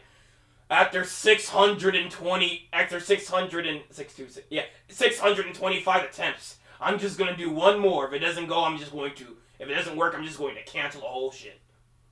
I bet that movie is gonna be. I agree. Like, they're not gonna be as tight. Like that movie is a tight, whatever the time is. There's no pocket of time that is unnecessary. I mean, if they want extended and add Easter eggs, they got plenty of fucking source material. They do. They got the fucking Japanese anime, and they got the Chinese anime too, and along with the series. I agree, but this comes back to you were asking about how long do they need to make these? Like, again, like I would prefer, like you said, if they were tighter, but it seems like Lion King 2019. We have to see a piece of shit being rolled for like an extra 30. They like no, it was the dung beetle. the extended scene was like this hair just going throughout the entire jungle, and we had to watch that. That was just then, like rolled around and shit. It was just showing off like their tech. It's so bad. Like again, congrats to Jon Favreau for finding this new way of doing stuff. But I think in the grand scheme of things, like the way that they've used it in everything, it has lessened the quality of their movies. Whether that's the Disney Plus stuff, whether that's because they just use that screen. Remember, they just use that fucking screen if they really want to. Because that's another part that they do is that they'll do stuff with that screen, and they'll direct with that, or they'll direct with this setting thing that they have, and they'll use that as a playground. Well, like I'm fine with like this type of like show offiness when it's in the Avatar because that's a story. That's it. Like this is a new story. I'm trying to figure out where it's going with whatever it's showing me. When it comes to these live action movies, they're just following the beats of the original stories most of the times, and like when it's doing that, and I already seen the original movie. I'm just waiting for it to get to those beats. So when you fill time with like nothing that adds to the story, it's just like, okay, so when are you guys gonna get to this scene? All right, we're still here, and you're adding nothing to the story. When we're gonna get to this scene? And then you're comparing, like, yeah. Oh, this scene is not better than that scene. Oh, this scene kind of sucks compared to that scene. Oh, this was so much more triumphant when I watched it then. And yeah, that's gonna happen naturally. But again, as much as I was saying back in, because I'm gonna wrap this review. As much as we were saying, like, ooh, Mufasa versus Sonic 3, like, this movie is better than I thought it would be. It's not as derivative as I thought it would be. It's not 10 out of 10 at all, but it is. I think if you like The Lion King and you wanted to see it, like, fine, go ahead. Like, it's not bad. I can see why this is making money. I wouldn't say it's bad. I think it is deserving of what it's earning. I think, like, you compare like remakes. I was actually mad that they were making so much money because it's like you're not doing anything off on your own. You're just kind of making a shittier version of what was already made. But this is, it's like, all right, look, I don't like some of the direction here and there, but you're taking some breadcrumbs and you're leading to places, and I don't mind. It goes without saying, this is my least favorite Lion King movie. It doesn't mean much. I enjoyed this movie for the most part. I think like those Timon and Pumbaa like interruptions really kind of bring the movie down for me, and that's about it. Because even all my complaints with like the Scar stuff, it's still a minor flaw. The story as it is, it's still a decent story. It's telling, and I was very interested in it. And I was just cringing with like those bad bits. But like I think overall it was fine. I mean, this wasn't like it didn't surprise me. It was about as good as I was expecting. And keep in mind, I didn't really have that much low expectations. I thought this is just going to be fine. And when I saw it after I came out of it, I was like, that was fine. Yeah. Yeah. Because like I didn't see anything immediately like awful when I saw the trailer. I was like, playing it safe here, playing it safe there, playing it safe here. I guess it's gonna be fine. And it's like, yeah, it's fine, safe, not bad. Didn't wow me, didn't like, but like it was alright. It was a movie. Yeah, it certainly was that. It was a movie, and again, like, going back to the last point that you had, earlier point you had in this list, like, I think, like, this to me is as good as Lion King 2, which I think, to me, like, I know you like 1.5 better than 2. I think Lion King 1.5 is charming. I liked Lion King 2. I think all three, like, both Lion King 2 and 1.5, I put kind of, like, they're both, like, movies from the Disney Toon era where it's, like, they're whatever, they're fine. Like, I don't mind rewatching them. Story-wise, like, again, on paper, between this and Mufasa, I think, like, I think Lion King 2 is slightly better in terms of story, but in terms of... I think Lion King 2 is even more derivative. I think it's even more derivative than this movie. Because it's a race comparative movie. Huh? It's just a race movie. It's just you're not one of us. And romance. That's all the movie is. Like, I love that movie. I think the music's better, but I think, like, if you look back at that movie, it's you're not one of us. And fucking race. And then we got to learn how to love each other and get used to it. Oh yeah, it's not greatly written, but like I think the writing in Mufasa is a bit worse than this. So this is more I think Lion King 2 is way more watchable than Mufasa. I think nostalgia is leaning on that. It's not nostalgia. I think it's just a way more watchable movie. It's really not that bad. again, I think if this were traditionally animated, It's not that great either. It's No. not. It's not like I think if you look back at Lion King 2, if you look back at Lion King 2, it's not that great. Did you watch it recently though? I've watched it with my sister within COVID timeline. Yeah. Oh, okay. Yeah. I've seen it like a couple years ago, but like I still remember it, and like I didn't put it over the I didn't like put it on a high bar. Again, I think I think Lion King 1.5 has like more going for it. Yes. And it has like it's more creative and it's really fucking funny. It is. It's really fucking funny. I think it's like in terms of story, it's really well written and creative on like how it like tries to jump around. Even though there's like minor plot holes, you can still get around those. Like it's very creative how it wraps itself around the Lion King movie. In terms of Lion King 2, yeah, it's like a race movie, but like I think overall like the style because if the stories are on par, overall Lion King has songs and style over it, and it's for me it's that makes it more watchable. Or Lion King 2 has more stuff. That's fair. Yeah, the songs are like I said. The songs are better. Also, it doesn't have fucking interruptions every fucking 5 minutes. I mean, right, Timon and Pumbaa are actually funny in that movie, You're right. believe it or not. You're right. Okay, that instantly if it didn't have interruptions, it was a solid flowing movie. I think that Mufasa actually. I think my entire better review than will be two. fucking different. Yes. Yeah. All right, Mufasa.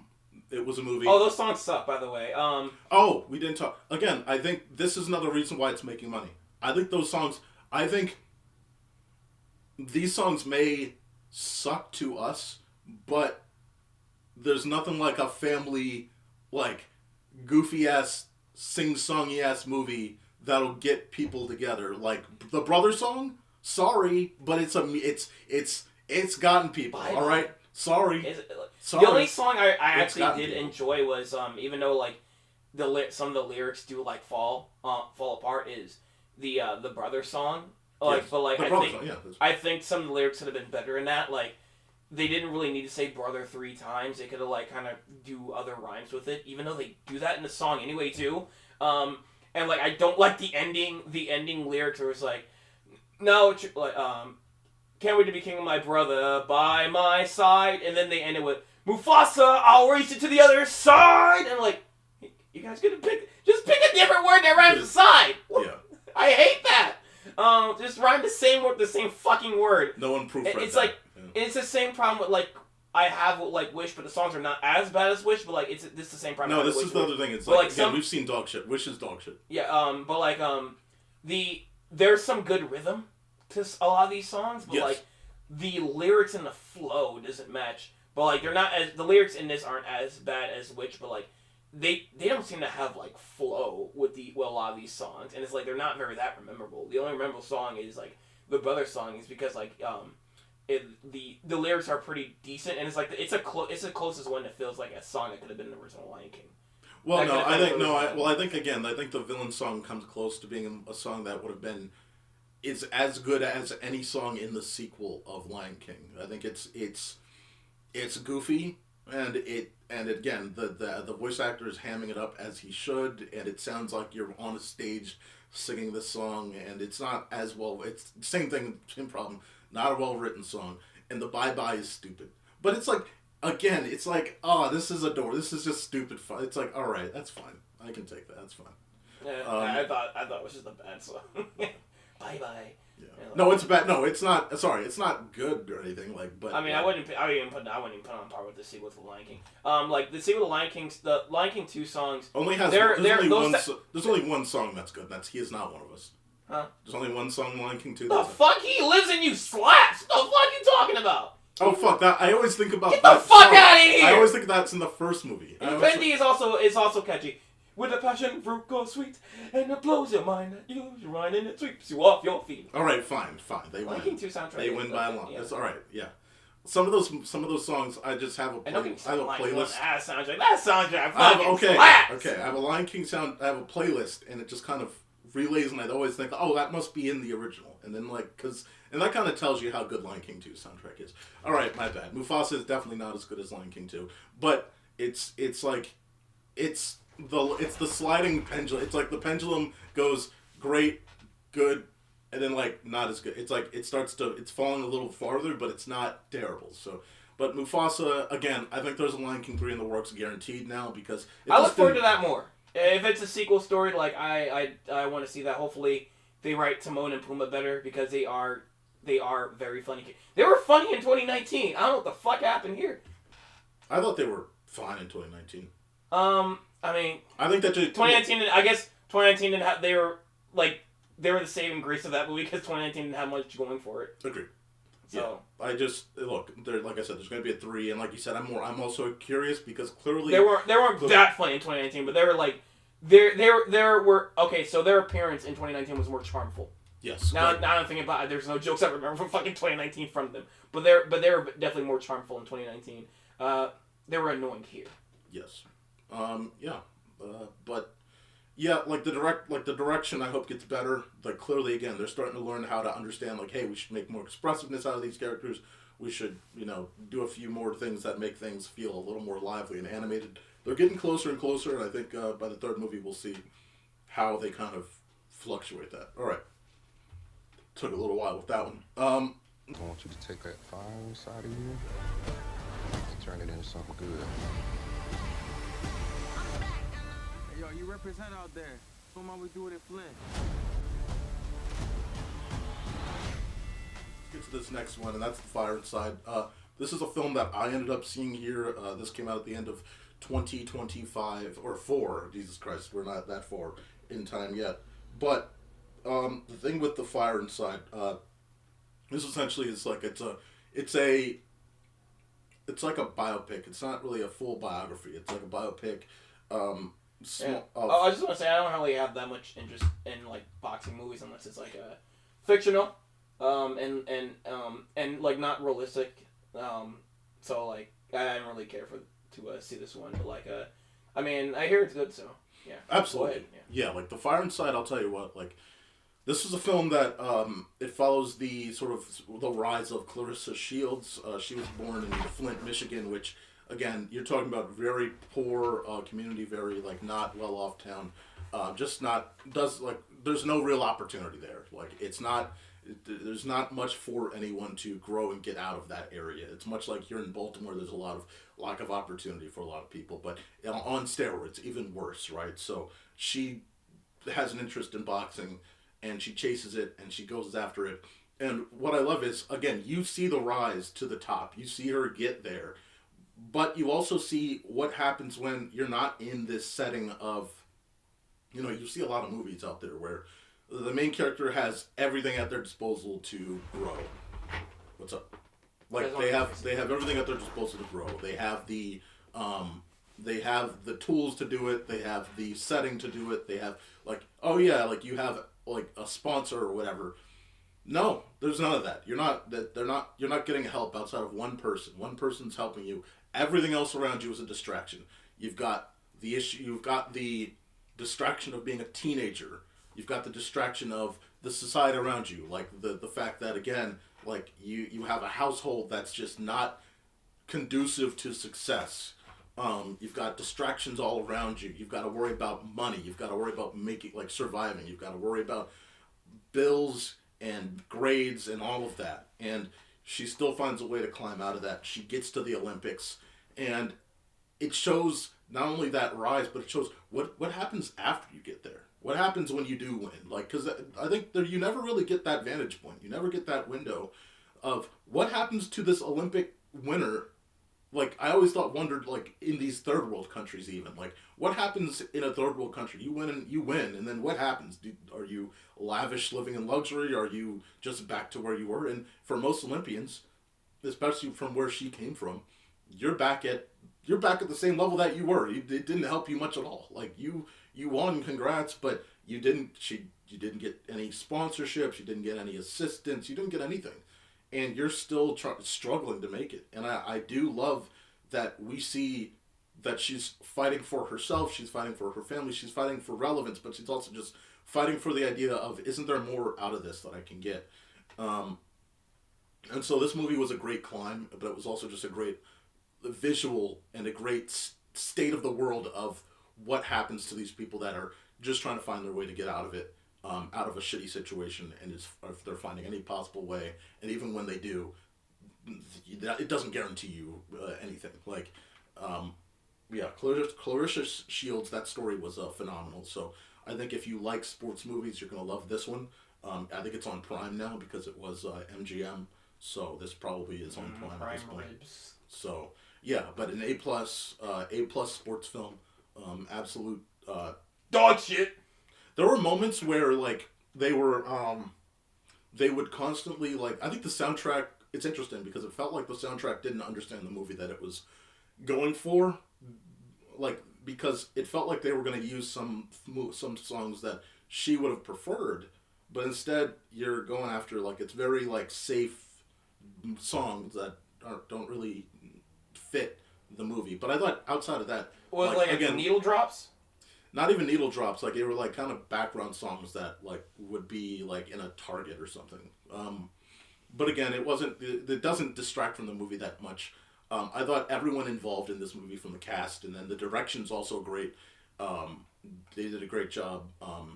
You see her just when she's trying to handle things on her own, and then when she's trying to grow into her person as a teenager too. Like that is also a big factor. Like again, like all the distractions around you. Like again, this didn't fall into that BET CW kind of. You gotta have distractions, then shit happens and it's bad. It's like, no, distractions happen, but she found a way to get over it, and it wasn't done in this shitty, poorly written way like a lot of CW black-led shows do. Like, I remember a show, All American, did this, and it was fucking BET. awful. I never watched anything. All I thought with BET was just music videos. Do they have, like... There's a lot of... their original programming? Over the past 2 decades now, Mark, it's gone from music videos to a lot of these very distractible drama-led series, or you've got the hip-hop of Los Angeles, hip-hop ladies of Los Angeles, or the Basketball Wives, or the this and that, it's all drama on BET, and none of it's really positive. But this was actually like a film that will give you something to look forward to, and it doesn't lean into the safety net of being bullshit. Okay, and so this was a gold mine. Is this movie better than the Logan Paul versus Mike Tyson fight on Netflix? I mean, because we're talking about boxing events of the year. I mean, like, I only heard people talking about that one. Yeah. I ain't heard people talking about Fire and Cyber. I was talking about that one. Let's talk about that one. Yeah. Everyone always talks about that one. Yeah, that movie was better than that event was better than Sonic 3 by a landslide. So, Huh? The event was better than Sonic 3. So. What, the fucking Mike Tyson versus? Yeah. Really dislike Sonic 3 that. Or you're like fucking Feastables with that fucking Lunchley. Can we move past this dumb shit? But either way, absolutely great movie. It was better than If. So yes, it was better than If. Yes. Which? Wait, you're saying it's better? Wait, for real? No. Oh, Moving okay. on. I'm about to say. Moving on. Like, what is better than If? I think you should check it out. Moving on. So, Mark, do you want to talk about the Game Awards? Because I didn't watch it and I don't remember it. But if you want to talk about the Game Awards and Astrobot winning, Astrobot sweeped, and they have Muppets every Game Awards, and this one they had Statler and Waldorf, and they just like let them make all the jokes they want. So they were like making fun of Chef. I think Chef Killy is like cool with it. So they were just like making fun of him. My favorite joke was there was like, why are these seats so empty? We always hear Jeff Keighley sells out. And like they're still making good jokes. They even make a joke about like how the Elden Ring DLC was nominated for Best Game of the Year, and it was like that's like giving they said that's like giving day one a pre-order bonus, like a Nobel Peace Prize. Like they're I love Statler and Waldorf, and like I mean. Some of these trailers were good. There's a lot of good games, sequels I'm looking forward to. Like, a lot of the Capcom ones, they have, like, a sequel to, what was it? Onimusha. Yeah. Which is a series that, like, I think the last game was on PS2. And, like, and the fucking Okami sequel, which is also big. The last game was, like, a couple of DS games. Was the last time we saw Okami. Not 3DS, DS. And those weren't big games, but like this is gonna be on par with like the original Okami on PS2, so that's interesting. But like also a lot of good trailers for a lot of returning franchises. because Game Awards is mostly about the trailers. Yes. But also, like... Didn't they reveal, like, virtual fighters, things like that? Oh, yeah, they revealed Virtual Fighter, which is also big. Again, a lot of big stuff. And also Sonic Racing. Can't wait for that. But, like... Yeah. That's how long that we've been out not talking about this on Pod for so long. Oh, my God. Yeah, that did come in. But holy shit, Astrobot won. I didn't expect it to win. I thought it was going to be one of those other, like, big budget epic titles, like, story-driven. That's my game of the year. Even though I don't play much.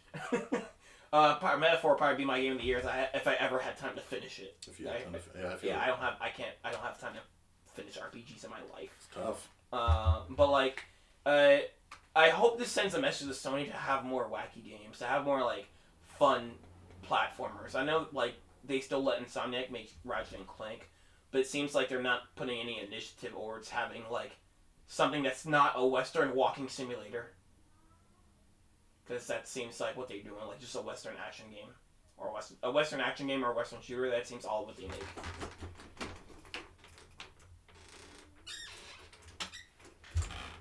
Yeah. You can just close it. Sorry, there's a... What the fuck you whining about? You fucking awfully chatty today. I couldn't. Sorry, I would have not done that, but man, that was an adorable meow coming from a distance. I was like, Mark, you're making some good points, but did you hear this cat? Holy shit, it's a cat. Well, like, yeah, all Sony seems to make is either Western shooters or Western action games, and it's like, I can use some like wacky platforms every once in a while. Agreed.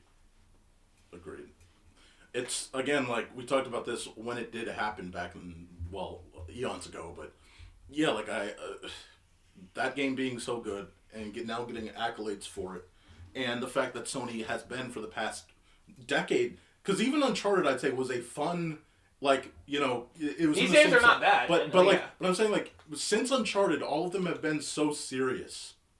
Like, they're all so serious. Like, Uncharted 4 was the last time where it was like, we're going to have fun while we're doing this. Like, every other game since then has been, you know, like, God of War, yeah, it's fun to play, but it's like, serious character. Fucking, like, serious character in a serious situation. Last of Us 2, serious character, serious situation. Fucking God of War, serious character, serious situation. Fucking, Horizon, serious character, serious situation. Like, you can have fun playing it, but, like, the vibe is always like, oh, this is so fucking, like, it's fucking serious. And again, props to Insomniac for not dropping their fucking, their platformer franchise. They at least are... Well, they're allowed to. That's the other thing. Like, they're allowed to, because I think Sucker Punch, it's like, they probably would want to. I know they're saying, like, we're not committed to doing that, but I think that it's just like, nah. Well, they like, had Sanzaru made their fucking their last Sly Cooper game. Yeah, but also, like, Infamous hasn't been touched since, you know, the early PS4 era, right? Like, Night Dog Strip says, like, when they were asked about Jack and Daxter, they was like, we just don't make those games. That's not us anymore or whatever, right? Like, they really were, like, against the idea of even, like, investing time into developing Jack and Daxter. And it's like, but I agree, like, I think that it's a whole, we are in a different Sony era where if Sony actually were to reinvest in this, you would actually get a number of, an audience that hasn't seen this type of Sony.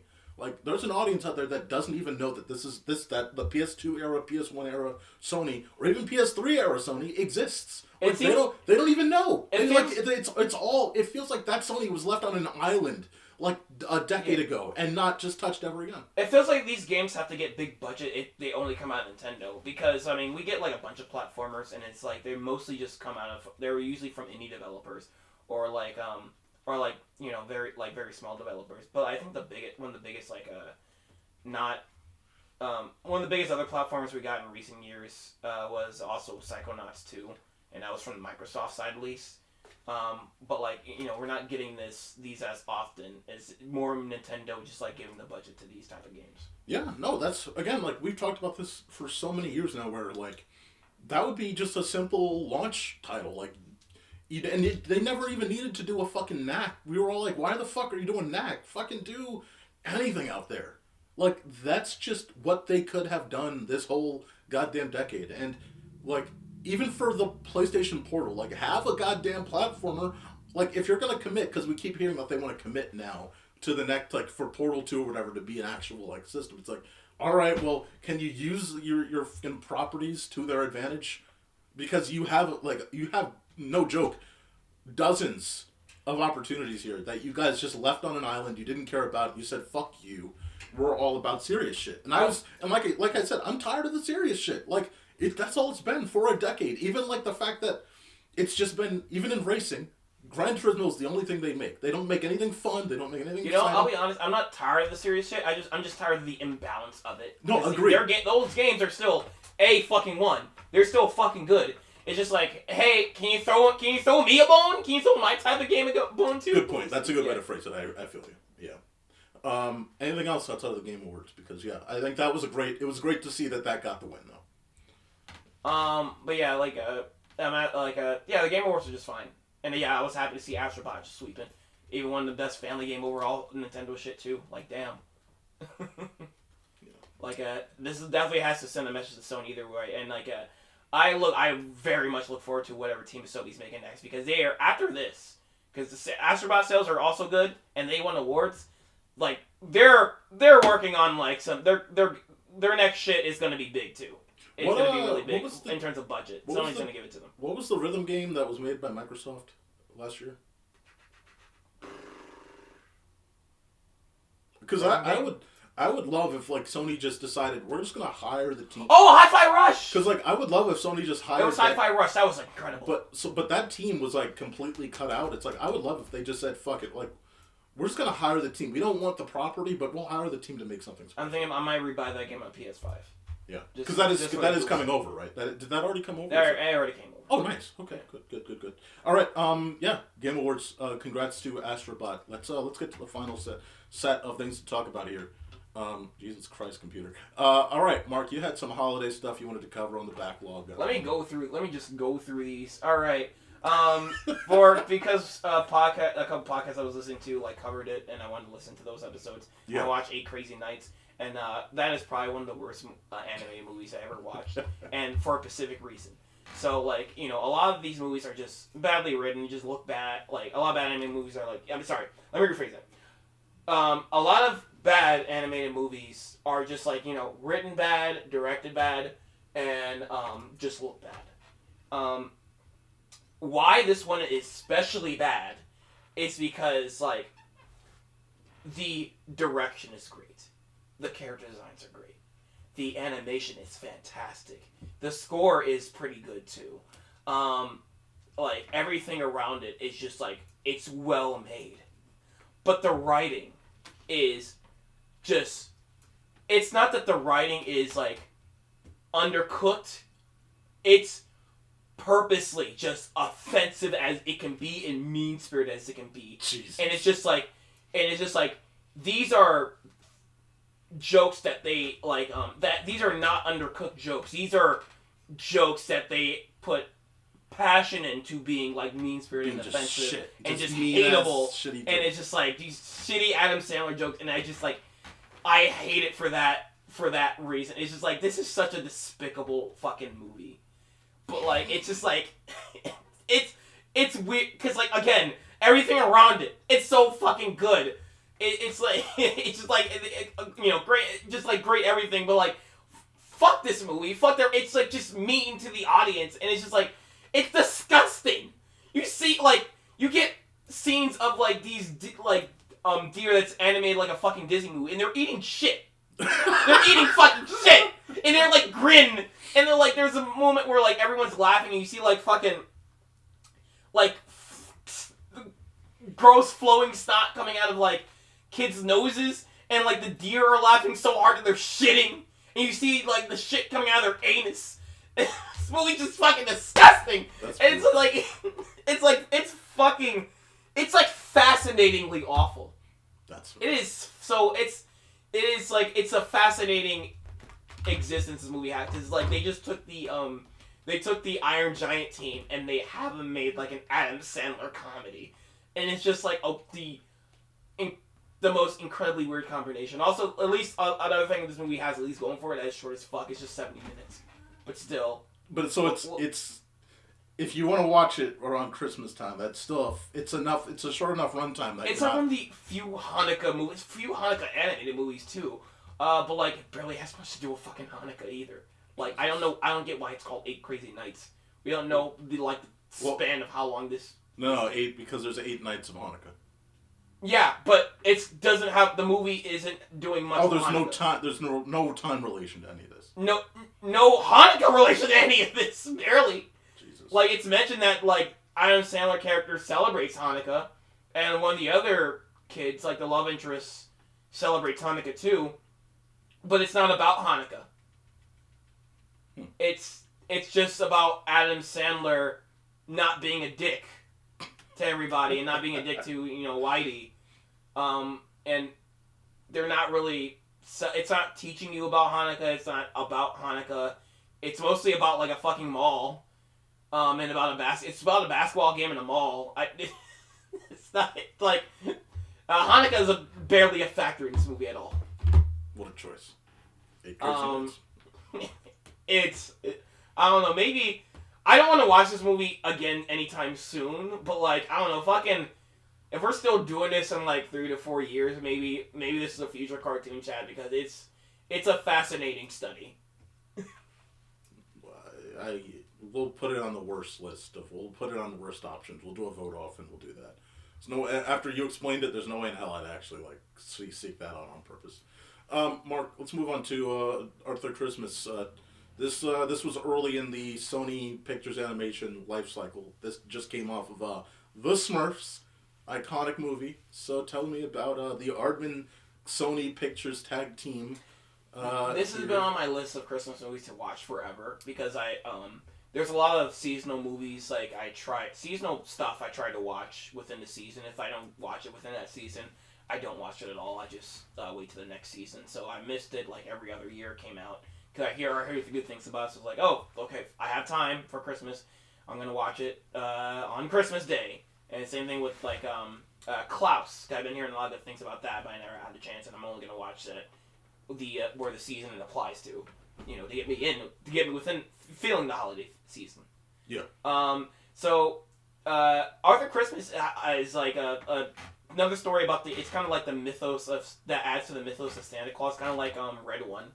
Where, like, there's been, like, a bunch of Santa Clauses throughout generations, and, like, they have a whole operation with Santa going with the elves, and they have to sneak inside the houses and deliver presents and stuff. It's like a spy operation almost, and it's a well-made, like, mythos. Like, one Christmas they forget about one kid's toy, and, like, the Arthur, who is just, like, he's not really, like, the next in line for Santa Claus, or he's, like, he's just kind of, I guess, he's not an elf either, he just, like, works in a mailroom, but he's one of Santa's sons.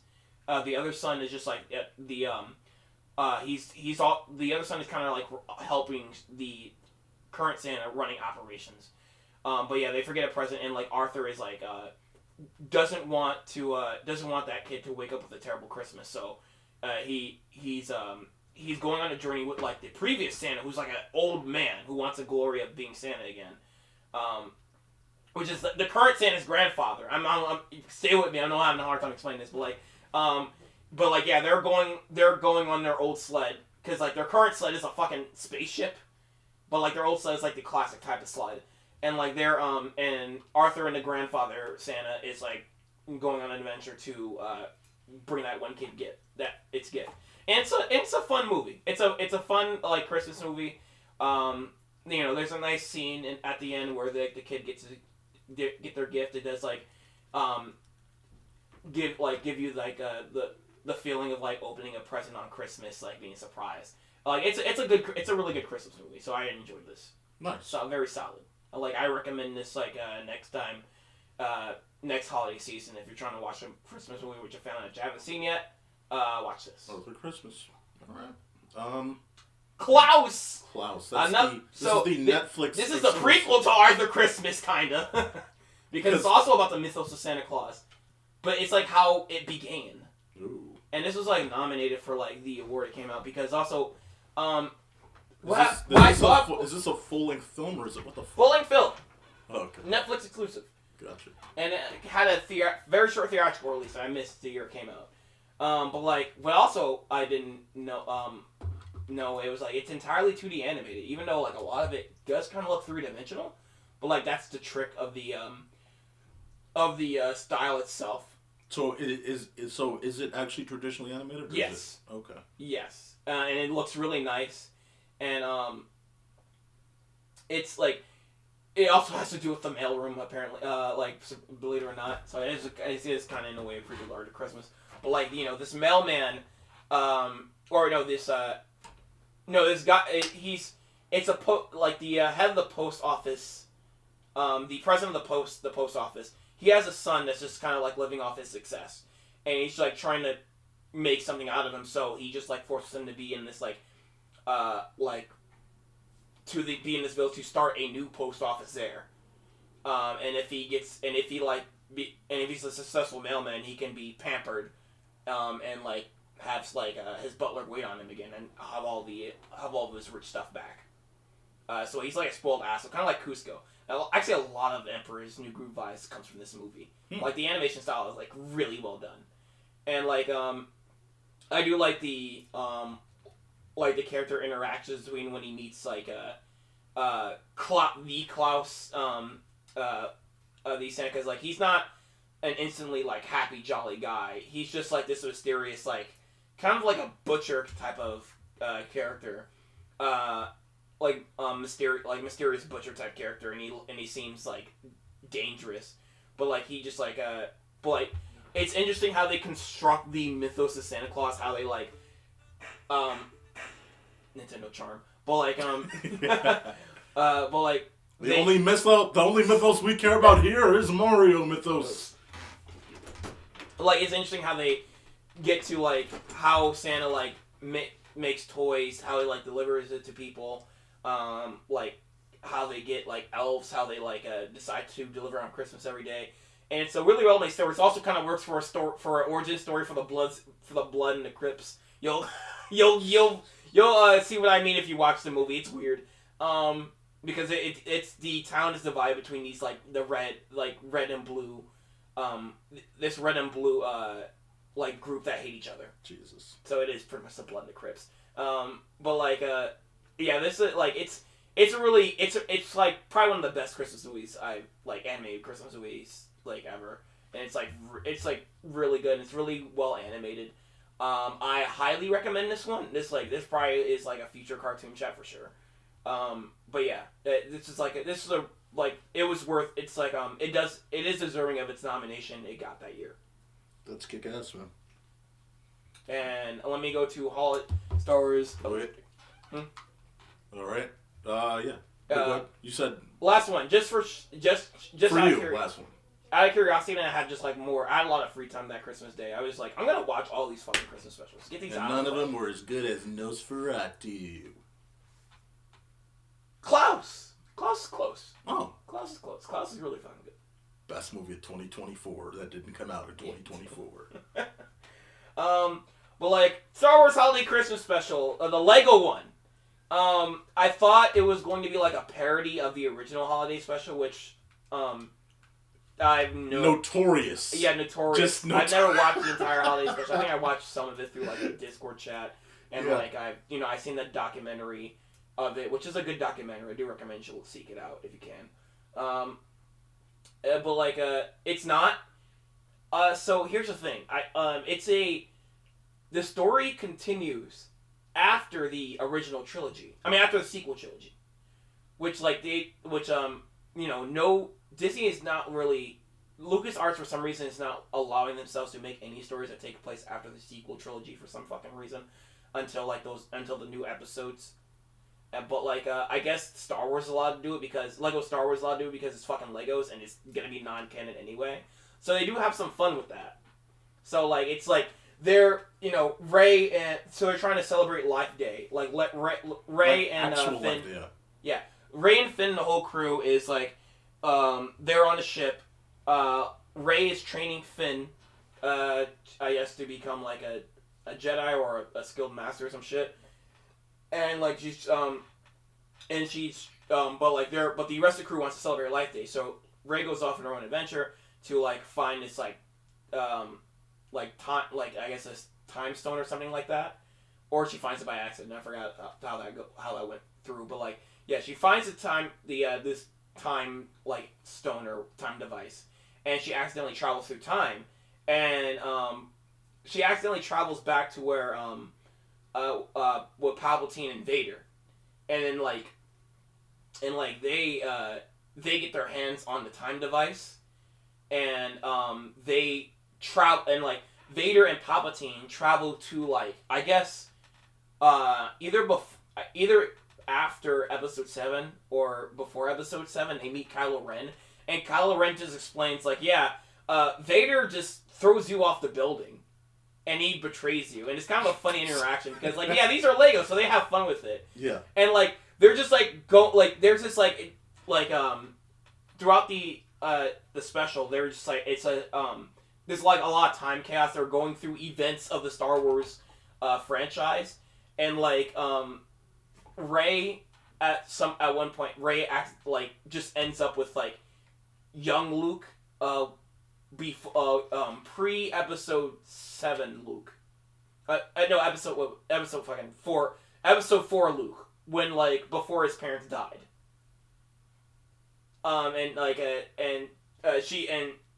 She's getting annoyed by him, but there's a lot of fun. The child regular Luke, not yes. I can imagine. And they have some fun jokes with that. Again, this is Lego stuff, so they can make fun of whatever they want to. This is just a fun little special. This is a fun concept too. I wish this was a real. This is how this is the concept that's probably should have been used for fucking Episode 9 if they wanted to throw so many throwbacks. They might have went full force and just go back in time for whatever reason. But this is a fun story. It's probably the most interesting story with the current sequel trilogy characters, honestly. And it's a nice little thing. Not amazing, but it's a nice little special. Yeah, that's cool. That's cool, man. I mean, again, Lego will do whatever it can to kind of differentiate itself, usually in a comedic tone. So I'm glad that it was at least a good time and not the horrific experience of the actual holiday special that was brought upon years and years ago. So. It's that special is funny to make fun of. It is just funny to make fun. Yeah, that's I was on. It's why would you make these decisions? It's just funny. Why would you make these decisions? Every frame of every fucking moment of that special is just what? Why? Why'd you even choose to do that? Why did you even consider this as an option? That was before but that was even before Star Wars had a real bigger presence. Yeah, bigger presence. Agreed. So. But even then, it's come on. My favorite thing of Star Wars before it had a bigger presence, I'll probably get you to watch it one day, but there was an episode of the I think the 80s Muppet Show, and the cast of Star Wars were the guests for that episode. It's a really fun episode. That's cool. We're gonna end with I saw the season 1 Christmas special Christmas episode. It wasn't really a special, from South Park, called Mr. Hanky Christmas Poo. And I'll tell you what, this is an episode that was absolutely Mark, have you seen it? I probably have, but I don't remember. So this episode is what I love about this episode is again, season 1 of South Park. Sorry, oh my God, that's Mark. Season 1 of South Park is not Mark, but season 1 of South Park is very. But season 1 of South Park fits so well into this idea of, again, it goes after this tone of the Peanuts, but real kids being assholes in the 90s, right? And that season 1 style of the cutout characters is so. It fits so much better in this idea of a Christmas special, because if they made a modern South Park Christmas special, it doesn't necessarily mean that it would be bad, but there's a lot of charm in that season 1 style where they were really just trying to do things themselves and on a shoestring budget and just trying to work out ways to make things special. And in this episode, it's just Kyle believes in this Santa Claus-esque Mr. Hanky, this Christmas poo, who has a theme song and everything. And he's the only one that still believes in Mr. Hanky. And the way that Mr. Hanky is presented, it is so fucking hilarious. Because you think, everyone thinks he's going crazy. Because every time Mr. Hanky appears, he just leaves shit smears everywhere. So he'll be singing and laughing and cheering along and come on, Kyle, let's have fun. on! And like Kyle will be along for the ride, and then Mr. Hanky will leave. The door will open. It might be his parents or his friends, and there's just shit all over the place, like smeared. And like there were times where Kyle's like, hey man, Mr. Hanky is real, and he'll pull his shit out of the goddamn toilet and lift it up like it's real, and like he does not exist, and it is disgusting, it is horrific, but it still has Christmas charm. That's hilarious. I forgot. And then I seen that. I was like, I watch it again. And then by the end, it's like, oh no, he is actually real, but it still is fucking disgusting. Like, it is who so says we can't choose gross. multiple Christmas episodes for the We will next time. We'll just choose, like, I'm probably going to choose, We'll choose three. like 4. We'll choose like 4 or 5 next time. Fuck it, 4. What we feel like it, fuck it. Yeah, it'll be Play our, all December our long. choice again, and maybe the audience will choose, and that's how we'll have it. And then, like, we'll choose 2 each or 3 each or whatever. We'll give the audience a choice, and once they give us a sucky choice, we'll be like, Fuck you. Yeah, we're not going to do it. Fuck you. We're going to do this instead. Yeah, but I swear to God, man, Mr. Hanky Christmas Poo, like, put it in the cycle of stuff to watch. It is season 1 of South Park. I forgot how funny it was. Like, you go back and watch it, oh my God. Like, just the energy in the every single moment. There's some funny stuff happening. And again, because it has the cardboard cutout style, it fits into this, like, Peanuts but, like, asshole kids. It fits so well. Like, it really sells itself well for a Christmas special. It's beautiful. Oh yeah, like a lot of the early seasons are really good. I think the South Park Christmas special I remember the most is they recreate the original like one of the pilots. Yeah. One of the pilots. The anal Trey, Matt, probing. Trey and Matt. Is that?